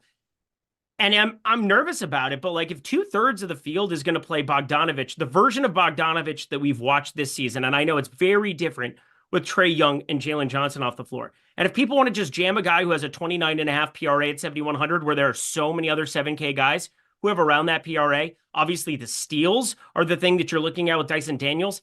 If he has like an 8 stock game, I'm going to lose my mind today, but I'm very nervous about those two and how much I'm undercutting them. So it's not necessarily who I don't think I'll be playing. Like, I'm going to play all of the value pieces. Garrison Matthews is going to rotate him around in pieces. Vit Krejci, David Roddy, Okongwu, your boy from yesterday. What an absolute smash that was. How did he come in sub 20% on? Absolutely loved it. But it's more of a question of like who I'm undercutting. And those two have me freaked out. Who are you going to be playing a ton of? Yeah, so a big part of this too is what is the starting lineup going to end up being? Here is my best guess, which is just a guess. There's a billion different ways this Hawks starting lineup could go. Here are the players there's 3 guys that I think we know are starting. Dyson Daniels, Vit Krejci, Clint Capella, right? Yes. Then it's the other 2 spots. The other 2 players I'm assuming are going to enter the starting lineup. I think the Hawks go small. And they start Keaton Wallace then. Keaton Wallace and Bogdanovich. I think that's going to be the starting 5. Yeah, they have something named a Plowden that is available today. I don't know who Daquan Plowden is. I have no idea, but he exists. So that's interesting. I'm with you. I think Keaton Wallace is probably the most likely other starter. But how much do you really like? We have so much value. And now we're talking about opportunity cost of the position. Keaton Wallace played 29 minutes, put up 27, 28 fantasy points, which would be great, I suppose. And he did that back on, what was it, November 1st. You had some absent humans there. But if you told me that Keaton Wallace was going to play 24, 26 minutes, I would honestly, just because of how valuable the roster spot is and how much better I feel about Roddy with Johnson, Hunter, Risa Shea out, how much better I feel about Garrison Matthews, 3,300 off the bench, how much better I feel about Vit Krejci in the starting unit. Like, I think there's a world where I still don't play a ton of Keaton Wallace. It'll really depend on the ownership. Plus, we'll have a full hour after this slate locks. I hope this news comes out as late as possible. We're going to get something that breaks on the Philadelphia side potentially here. And obviously the Knicks are way more appealing now that Karl Anthony Towns is ruled out. I think that's pretty obvious, but I'm hoping that news comes as late as possible so I can play some Keaton Wallace. But if he ends up being like mega chalk, you got to think about the opportunity cost of the position. And we've got a big questionable tag that exists coming down the pipeline, like multiple places. So like, I don't know what ends up happening here with KCP, but that could potentially open up something. I know it's a really low total, 212.5, but like that has some interest to me. And then Draymond Green, Kyle Anderson, if both of them get ruled out, we're going to be looking at something. It might not be fun, but something from the Golden State side that's going to be super low owned. Bam Adebayo, if you're playing over on FanDuel, going to be something to pay attention to. But I do think that the opportunity cost of the position with a guy like Keaton Wallace, when I can't necessarily just plug him in for 26, 28 minutes and feel comfortable with it, would probably be a piece of chalk I would undercut in the starting unit. Yeah, so... And also, so much of this is subject to change based on what Correct. the Hawks starting lineup is. It's like if Bogdanovich doesn't start, which is very possible to happen, then I don't feel as great about him. If he starts, he's going to be kind of hard for me to be getting away from. Agreed. Kind of the same yesterday, where at first, when players were ruled out for the Hawks, really liked Bogdanovich, and then he wasn't starting. And then it's like, all right, he doesn't look quite as good now in this scenario. So what does the starting lineup look like? That's also going to dictate some of the value options. Keaton Wallace wouldn't look great if he comes off the bench. Does look great to me if he's a starter. If David Roddy comes off the bench, wouldn't look great to me. If he starts, then I think he would look really good. And I know that you have expressed your interest in David Roddy. You said you expect him to start. Would you feel different about him if he's coming off the bench, though? Yeah, I'd feel different, but I'd play some. He's 3K and an unbelievably good fantasy performer. I'm curious. I mean, the other lineup configuration, I'm with you. I think the most likely one, and I think Basketball Monster has it up. I think we've got it kind of assumed to some extent. Keaton Wallace, Dyson Daniels, Vic Krejci, David Roddy, Clint Capella. If they're going to go really small, and we just got the news here on the Chicago side that Kobe White is in. We've got Ayo Dosunmu in. We've got Lonzo Ball out. So kind of what we expected there. I think if it's something had happened where those other two weren't available, you'd probably see Lonzo getting into the lineup there and playing a little bit. But I do find it interesting with Bogdan and Garrison Matthews and Okongwu off the bench.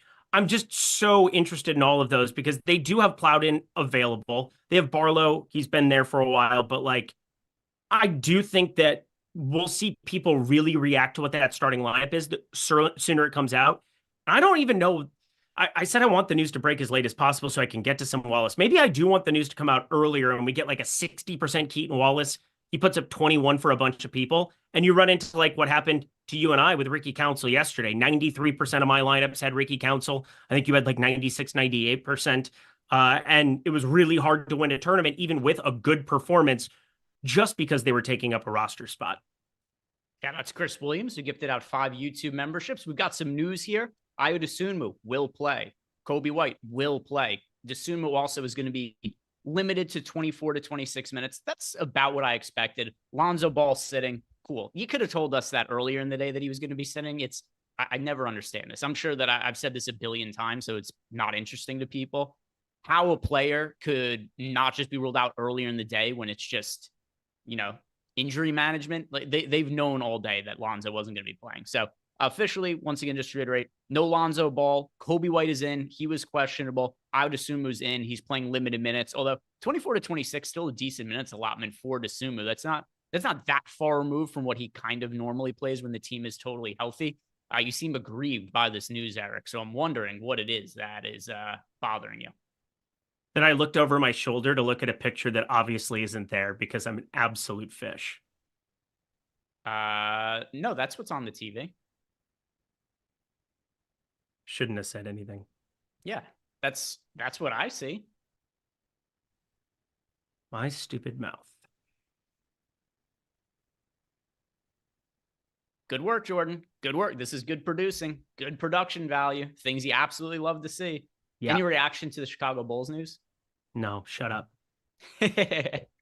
All right. So as far as the other guys on the Atlanta Hawks, any other takeaways from this, or just do we need more information here on the starting lineup to make any other kind of determinations? You're going to have the lineup spots. We have other than Brunson, who you should be playing, other than Josh Hart, who I'm going to be playing, other than some of these early pieces, potentially a little bit of Maxey, pending what happens with PG-13. I think we're going to be able to have the lineup spots that we're going to be able to mix and match. Plus, think about how many of these guys have multi-positional eligibility. Bogdan Bogdanovic, Vic Krejci. Just don't do what I did yesterday and record Lindy's Leans, Likes, and Locks over on the OddsShopper channel and not see that Scoot Henderson at 4,200 that you could have pivoted all of your Day'Ron Sharp to, which I definitely would have done once Day'Ron Sharp was not in the starting lineup. And I saw that, I was like, oh, whatever. He's a good fantasy performer. He's still going to see the floor, yada, yada, yada.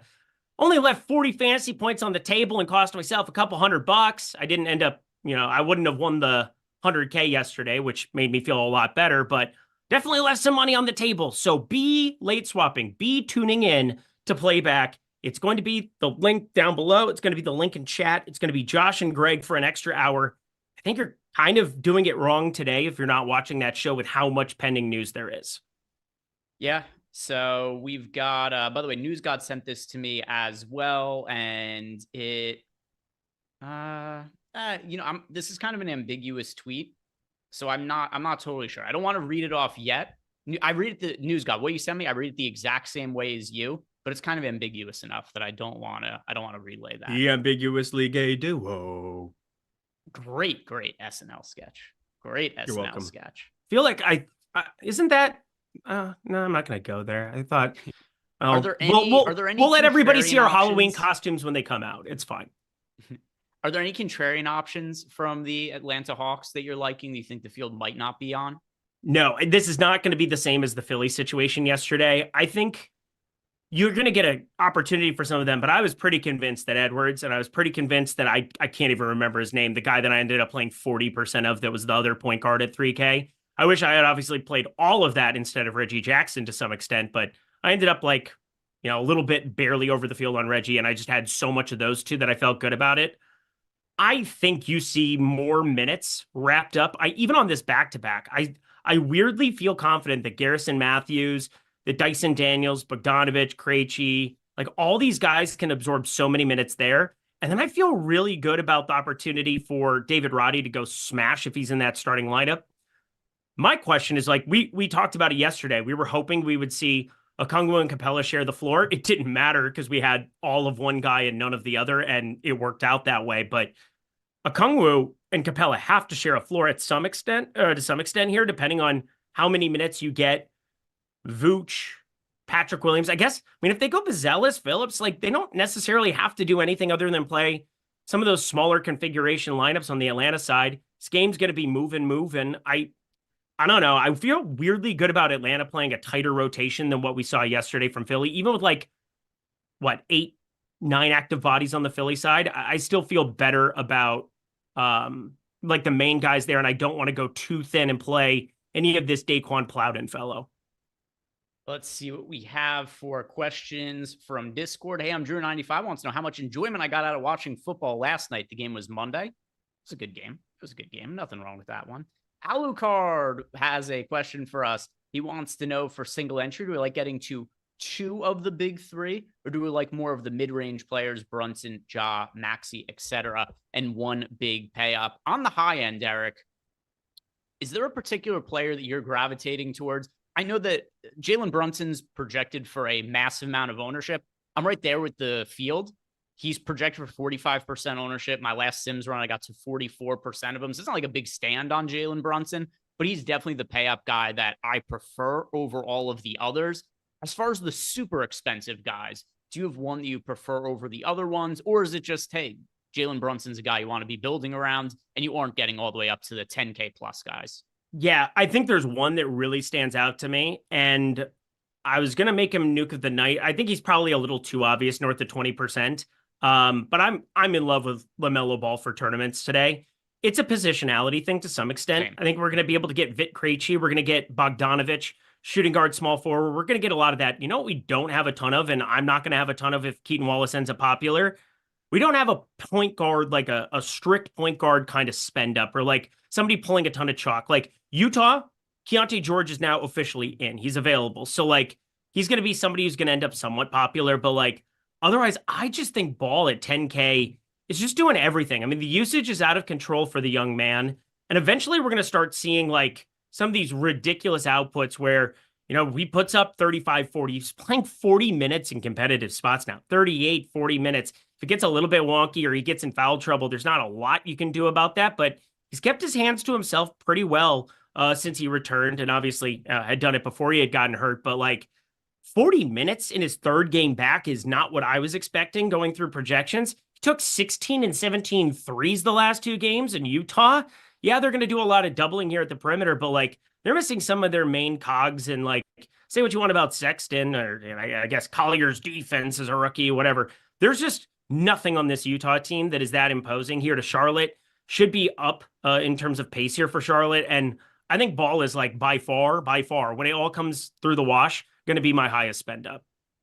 Let's go ahead and look at some more of the questions we have. And yeah, also not just relative to ownership of the spend up options. LaMelo is the one I'm talking about, the 10K plus guys that I'm the most overweight to. He's the one just flat out I have the most exposure to.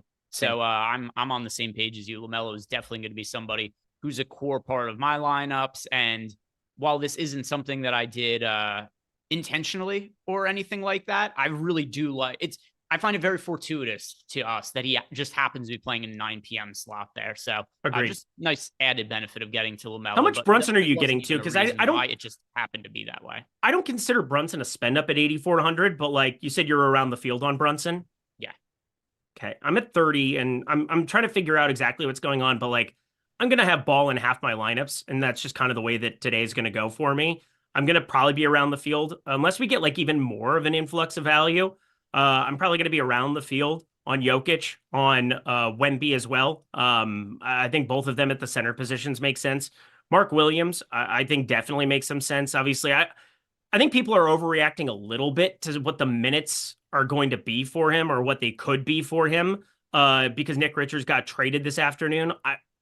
I don't think it was going to change much. I mean, he's already playing like those low 30s minutes, high 20s minutes in competitive spots. And Richards had kind of been sent to the low teens. I mean, we're going to see Salon probably jump in at some point in time, and they probably feel pretty decent about him from what they've seen at times this season.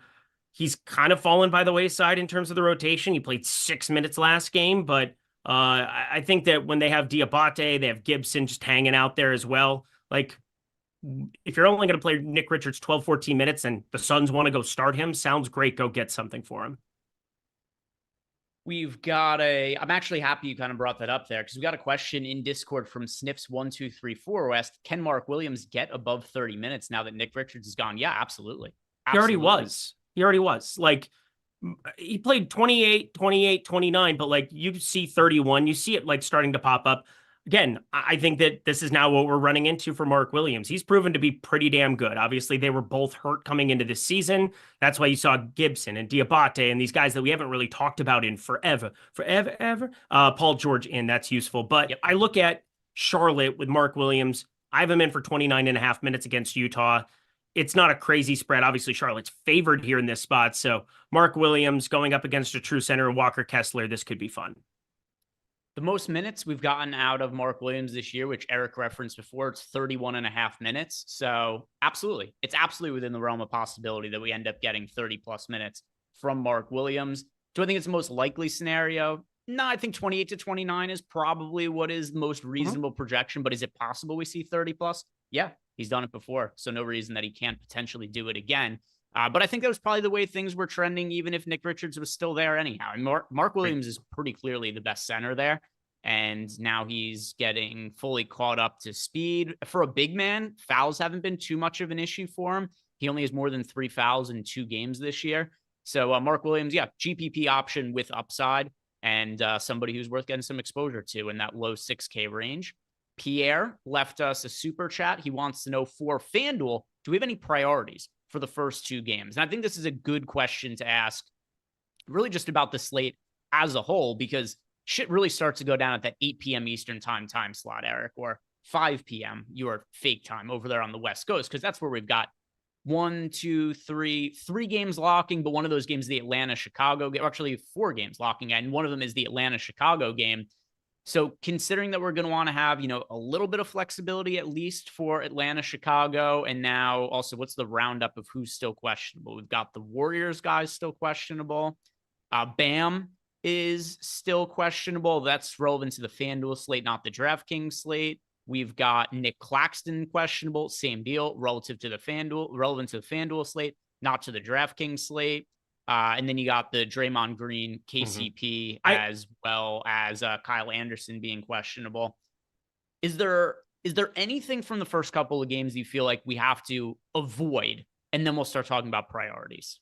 Yeah, Kyrie out, so that'll be fun. Thanks a lot. Just making sure that we got that all situated, because I screwed that up. I know he was doubtful, but I screwed it up in my sheet, and that's why I'm mad at myself, because I didn't fix that. But I'll adjust that. But anywho, there's one guy that I want you to pay attention to for FanDuel. Like, I'm a little frustrated that I didn't play FanDuel today, because these are the kind of spots where if people aren't paying attention, there's like something really, really fun that you could find from it. I know he's 5,500. I know it's going to look really, really weird considering he's pulling 0% ownership right now. And the price tag got inflated big time. But like, if you watched any of Kel'el Ware, this character out of Indiana, the backup center for Miami, he played 33 minutes. Kevin Love really can't play extended minutes here anymore. I don't think they're wanting him to, and I don't think they should. He's not very good at this stage of his career. He's 36 years old. I mean, it's weird because that's you're younger than me, but Kevin Love's up there in the old years, has some mileage on the tires.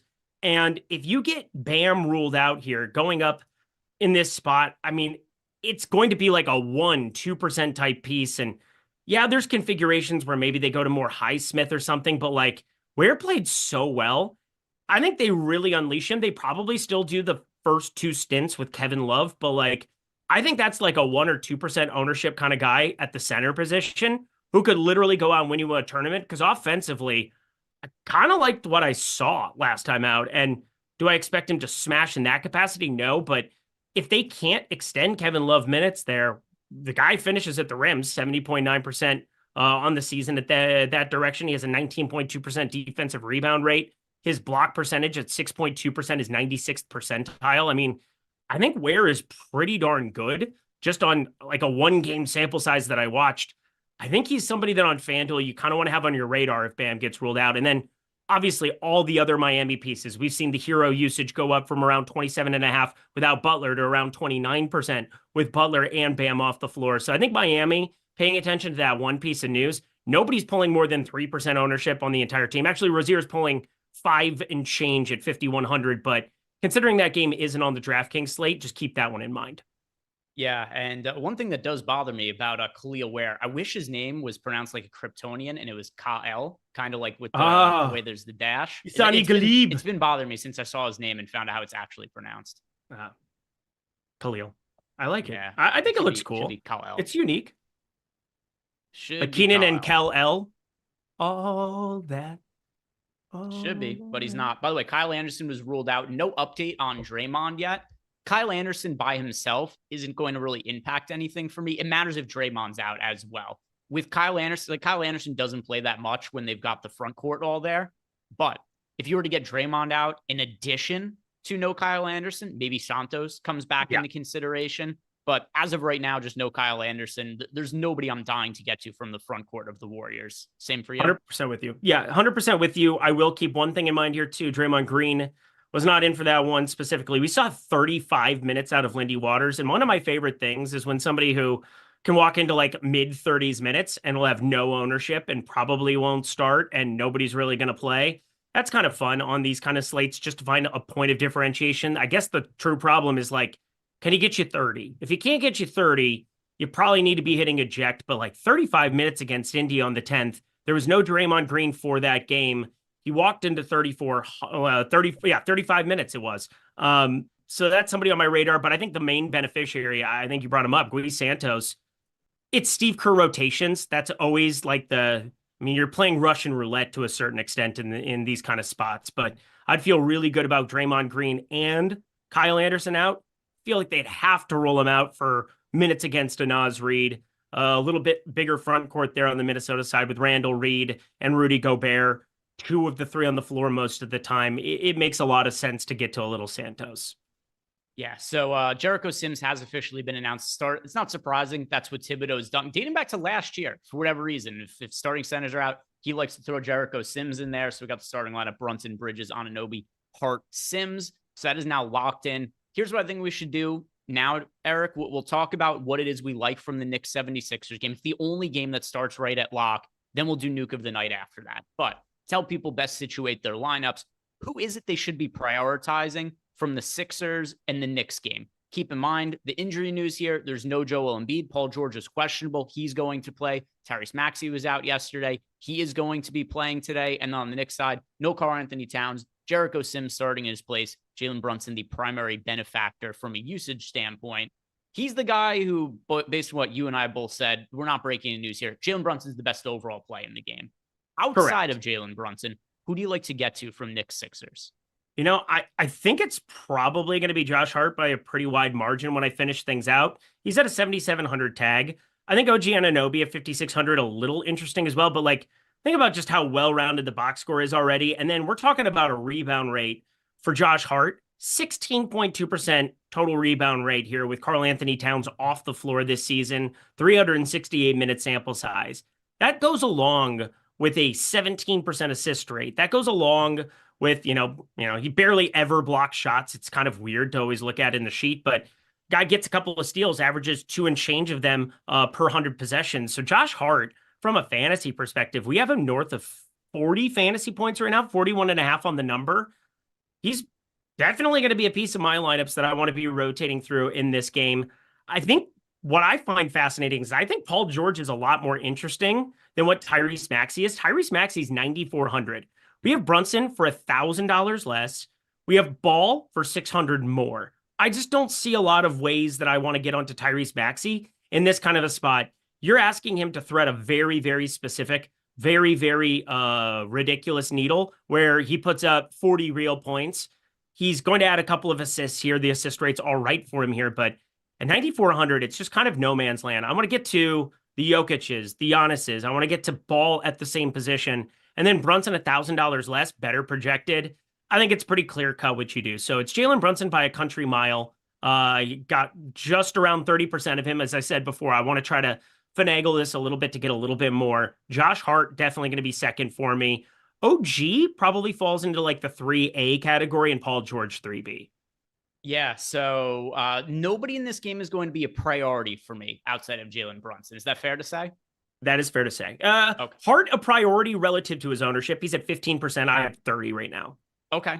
All right, so that's a priority for you. Yeah. My last run, I had around 20% of Hart, but I'm about to do an update, which, by the way, KCP is in. I don't think we're going to get any other massive news that you never know with NBA. That's going to really change my lineups in a kind of crazy way. Brunson, so Nick's side for me, Brunson for sure. I agree with you. Hart is my second favorite. The OG Anunoby isn't all that far behind him just because of the $2,100 price difference.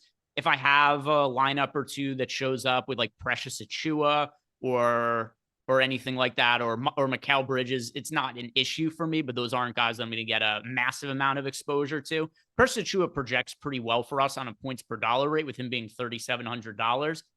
So like I wouldn't hate him being in a lineup, although when I rerun everything right now, it might just be there's so much value on Atlanta that he just doesn't show up by the nature of that. From the 76er side, I also agree with you that between Paul George and Tyrese Maxey, I prefer Paul George because of where his price tag is at. I still don't think I'm going to get to very much of Paul George, but if I had to play one of them, it would be more towards Paul George. And I just don't have interest in really anybody else from the 76ers.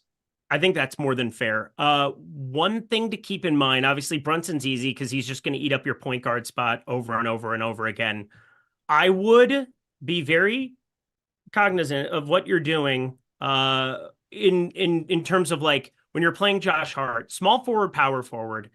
I think power forward's one you want to keep open. Between Giannis, probably not Paolo Banchero there, but there's going to be some news that comes out later. Obviously, I'm hoping Roddy gets the start. If he doesn't end up starting, I think there's a world where Jeremiah Robinson Earl, I think I might have to roll the dice on that again. I know he put up an absolute abhorrent fantasy game starting last time out, but without Zion, I do expect him to walk back into this starting lineup. There's no Herb Jones there still as well. I think a flat 3K for him is a little bit interesting. I just want you to keep your power forward spot open a little bit more if you're hand building out 20. Obviously, I'm going to let the Sims tool do its thing for the most part where I'm not utilizing that in that spot. But like small forward, there's less that I'd really need to be worried about because I have so many shooting guard small forward spots. I think just playing Josh Hart in that one and kind of keeping that power forward open for some of those cheapies coming up later, I think that's kind of important. So yeah, I'm going to try to prioritize Josh Hart in that small forward spot. Yeah, I will be rerunning stuff in a second here and see what it is that I get to. And if there are no other super chats. Oh, one other thing I wanted to reply to as far as Pierre's question. There's nothing that's a priority at all from Toronto-Boston. Toronto-Boston is a pretty easy game for me to either be skipping or like maybe because there's so much value, I have a lineup or two with like Tatum in it. That's not a game I'm very interested in. I wonder if I have any of it. Let me take a look. I have 8% Tatum. I have 2% Porzingis. I have 4% Scotty Barnes. I'm over the field on Scotty Barnes. There we go. Found it. Yeah. So it's something like that. If you're building out, a bunch of lines, you got, 1 to 2, 3, 4% of guys, that's whatever, but nothing that I want to prioritize, which is what his question was. Any priorities from the first two games? For sure. Jalen Brunson. Eric also added that Josh Hart is a priority for him. But there's no priorities from the Raptors Celtics game. Yeah, I feel also weirdly like I should get to some Chris Boucher in like a blowout, the same way you'd play Peyton Pritchard on the other side, but I'm not going to do it. So I don't even think I'm just going to have to live with he plays garbage time anyway, though. Yeah, I don't think he does anymore. He's actually played good now. He's actually like played well. Like he was the best player on the floor for his 27 minutes against Cleveland in that game. I mean, he was very fascinating in that one. They've lost a lot of games in a row here now. They've had that road trip at New York, at Cleveland, and then at Detroit looks pretty good in hindsight. Detroit is playing some ball here right now. Been backing that team since the beginning of the season, so it's nice to be up a little bit on a team here this year. But Chris Boucher, yeah, probably won't do it when it's all said and done. There's like 3K guys who are surely going to be playing minutes coming up later. All right, we got a couple of Discord questions. We'll hit on those in a second, but first, much more important, Jordan, play the animation. Time for Nuke of the Night. 30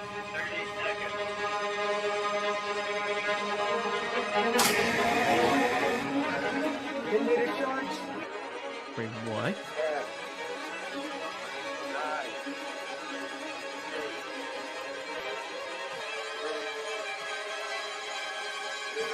8, New animation.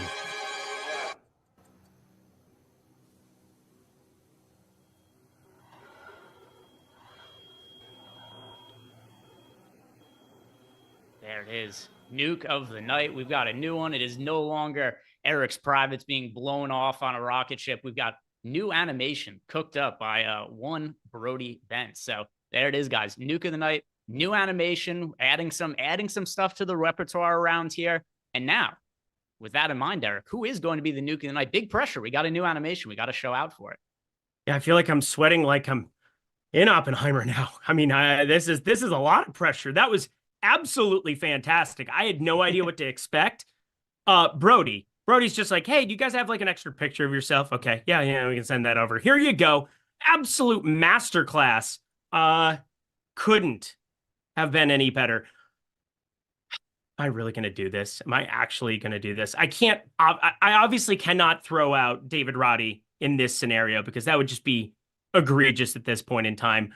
I was also going to say John Morant coming into this one, but I don't think I can do that one either because I do have point guards that are just far more interesting. So we're going to get really weird here. I said Utah is a team that not pulling a ton of ownership right now. And I like Mark Williams on one side of the game. We have a sub 10% Walker Kessler. He's been playing 31 minutes here. There is going to be nobody on the interior outside of Mark Williams there, who I think is pretty serviceable. But I mean, this is one of those spots where like something from Utah is going to give.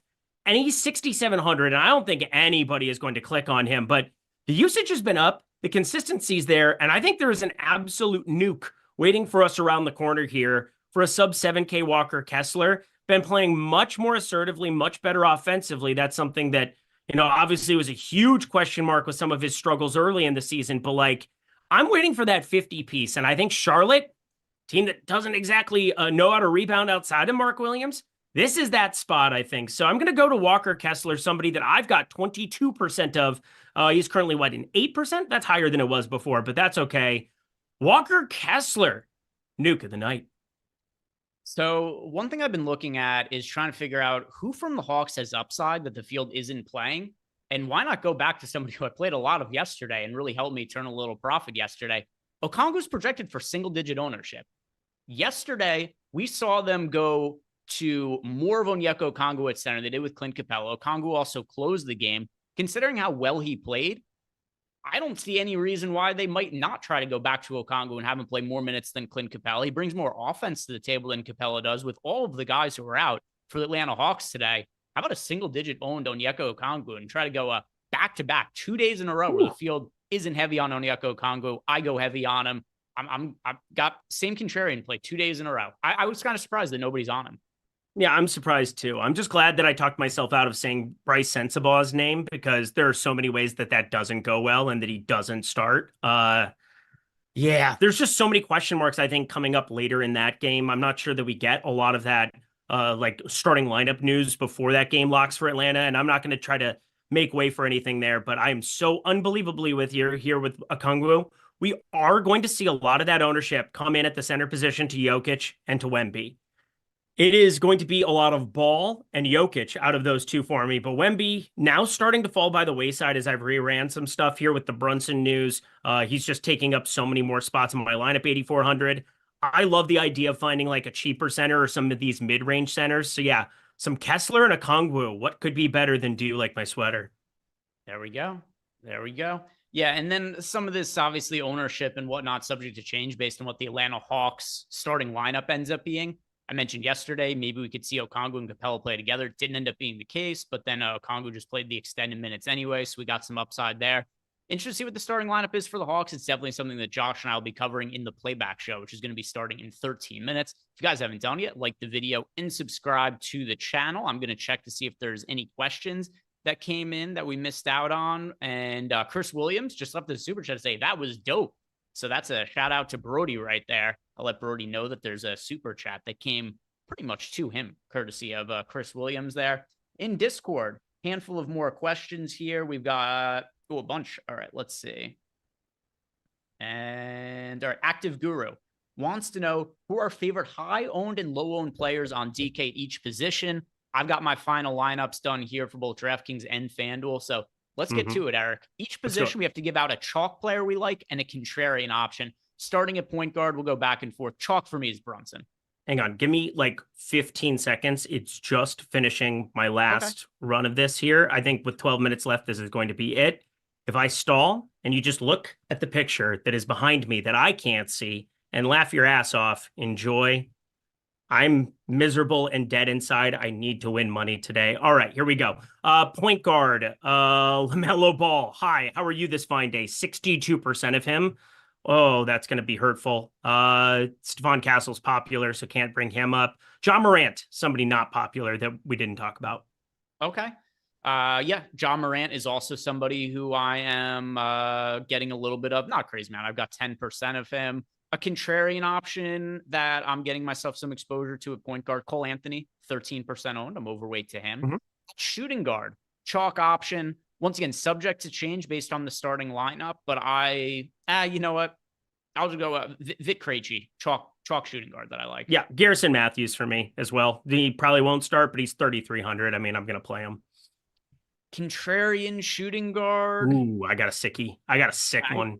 There's so much chalk that I think is good at I don't have a lot of exposure to any low-owned shooting guards. I do at other positions, but there's nothing I want to point out as being a low-owned shooting guard that I really like. I mean, Cole Anthony is point guard, shooting guard eligibility, so I guess I can move Cole Anthony to shooting guard instead. But yeah, nobody who I really want to mention at shooting guard is being really contrarian. Trey Murphy. Who'd you mention? Trey Murphy. Oh, I thought you said Kramer, and I was like, Ooh. Kramer. Nope, Right. he's canceled. Trey Murphy. That makes a little bit more sense. For me, at small forward, if he starts, then it would be Bogdanovich as a chalk option. If Bogdanovich doesn't start, then Garrison Matthews. Contrarian option at small forward, OG Anunoby only ended up with 14% projected ownership. Okay. Garrison Matthews again, or Devin Vassell, somebody that the Sims I'm getting just a ton of right now. So that I'm fine with. Contrarian. I mean, I could say Josh Hart again. Josh Hart. There's no chalk at power forward. I don't know if you know. Power forward only has one player projected for more than 20% ownership. And it's David Roddy. Oh, David Roddy. I have a lot of. I mean, he's chalk for me. He's the only one. He's the only one at the entire position. If I want to be contrarian, this is a really easy one for me. We've got infinite value today. Giannis is 10% owned. That's my contrarian power forward. I don't mind that at all. Although, man, I need to give him a boost. I'm not getting any right now. Jeremiah Robinson Earl is going to have no ownership, even if he starts again at a flat 3K, especially if we get Roddy there. I'm going to make a way to get a little bit of Jeremiah Robinson Earl if he starts. Center, chalk option at center. I'm going to go Wemby, contrarian option Okongwu. Gafford if he starts, and then Walker Kessler, obviously. All right, we got a super chat here. This is Dustin Stringer, wants to know top plays at each position on FanDuel. Yeah, move over to my FanDuel lineups here. And do you have FanDuel lineups built out? If not, I could just read this, Eric. Yeah, go ahead. All right. So for me at point guard, top overall player, Jalen Brunson at $8,700. At shooting guard, that is going to be Vic Krejci for me. At small forward, Bogdanovich, that is assuming that he starts. Josh Hart at $7,900, also somebody who I get a little bit overweight to the field to over on FanDuel at a kind of modest ownership. At power forward, Victor Wembanyama. And then finally at center, Daniel Gafford over on FanDuel. So Daniel Gafford, yeah, Gafford, I agree with you as long as he starts. He looks good on DraftKings as well. FanDuel, same sort of deal. Derek Lively, he's hurt again. We saw a scenario play out not all that long ago, and Gafford really performed well from a fantasy standpoint in most of these games. So Daniel Gafford, I assume he starts. As long as that's the case, one of the top value options on the slate for both sites. Getting back to Discord, we've got a question here from... All right, last one that I read was Active Guru. So this one is from the Black Mamba. Wants to know, what is a priority from Utah? Who's the player you have the most exposure to from the Utah Jazz, Eric? I'll pull that up here right now. Sort it. It's Walker Kessler. Oh, no. Is it? No, never mind. It's got to be I only Keontae have George, I'm centers assuming, but right now. So it is Keontae George for me. yeah, it is Keontae George, but I have under 20% of him. No, I have Walker Kessler. He's my highest down 24% my last run. COVID Bryant, the second minimum Atlanta Hawks per lineup. I didn't do anything in the Sims to make sure I was getting to Atlanta Hawks players. You also don't have to. They just show up in a lot.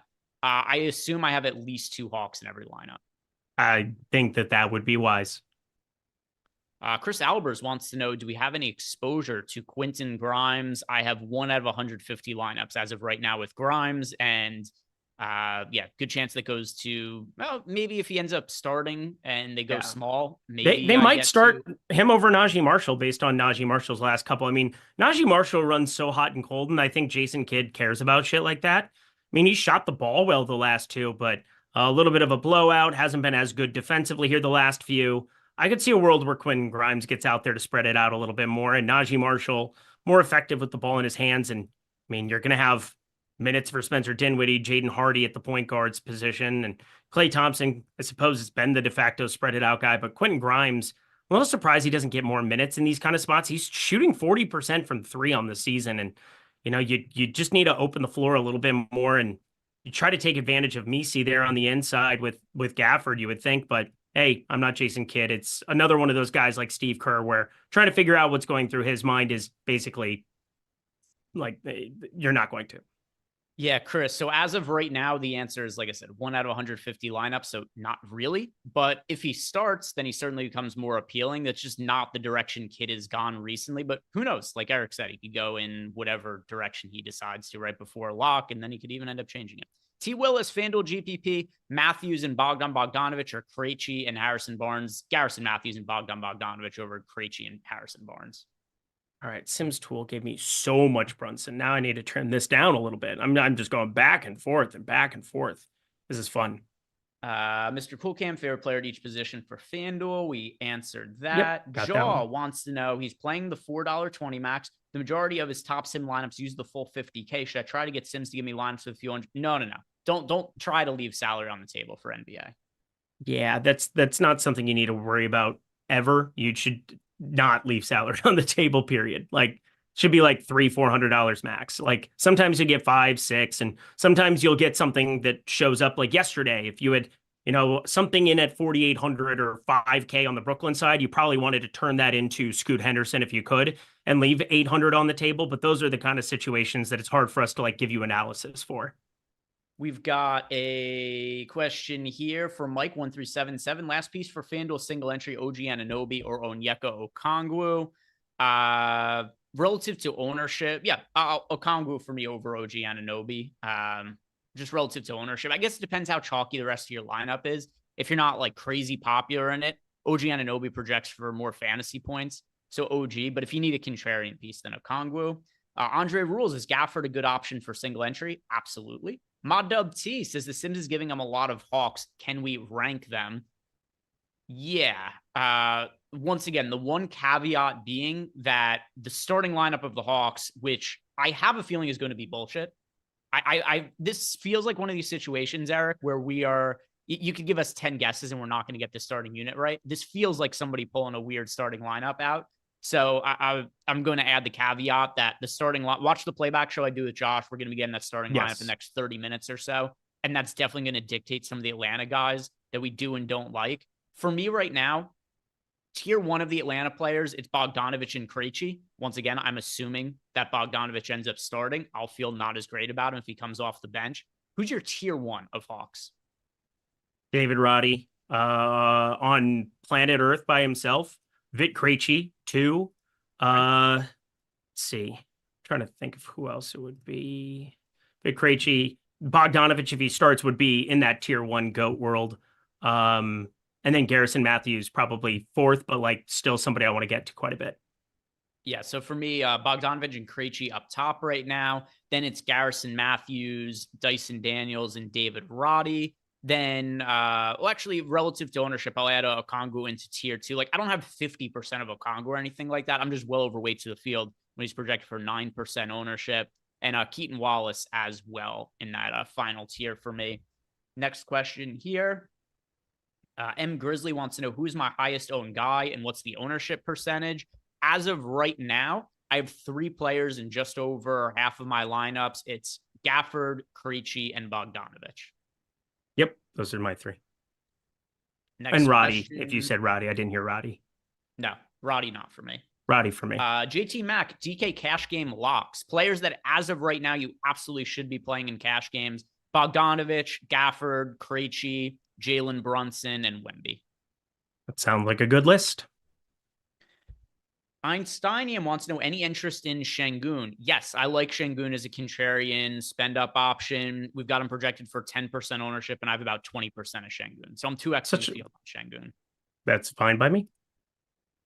Here we got News God, Bogdanovic or Sensabaugh. I prefer Bogdanovic to Sensabaugh. Same. Sensabaugh, man. He's got to start, and normally in these spots, he still doesn't frickin' start. And then finally, a super chat. Pierre wants to know any exposure to Houston or Chicago. Yes. He's asking for FanDuel specifically. Players I get to from Houston, Chicago. Vooch shows up in some lineups for me. Let's see who else. Josh Giddey shows up in some lineups. Nobody's like a crazy priority though. These are guys who Giddey, Şengün, and Vooch are all right around 10% of lineups for me. Love. All right. That is going to bring us to lock here. If you guys haven't done it, do us a big favor. Like the video, subscribe to the YouTube channel, and come join Josh and I over on Playback. Jordan, drop that link into the YouTube chat because I have a feeling, like I said before, we're going to get some weird starting lineup for the Atlanta Hawks that we're going to have to react to. I really don't know what it's going to be. We gave our best guesses here. My level of confidence in my guess in the Atlanta Hawks starting lineup, it's minimal, but you kind of have to put it in for somebody. So come join Josh and I over in Playback. That's going to do it for us today, guys. Have a great night, but come join us in Playback. Don't go anywhere. Another hour of coverage. See you guys on the other side.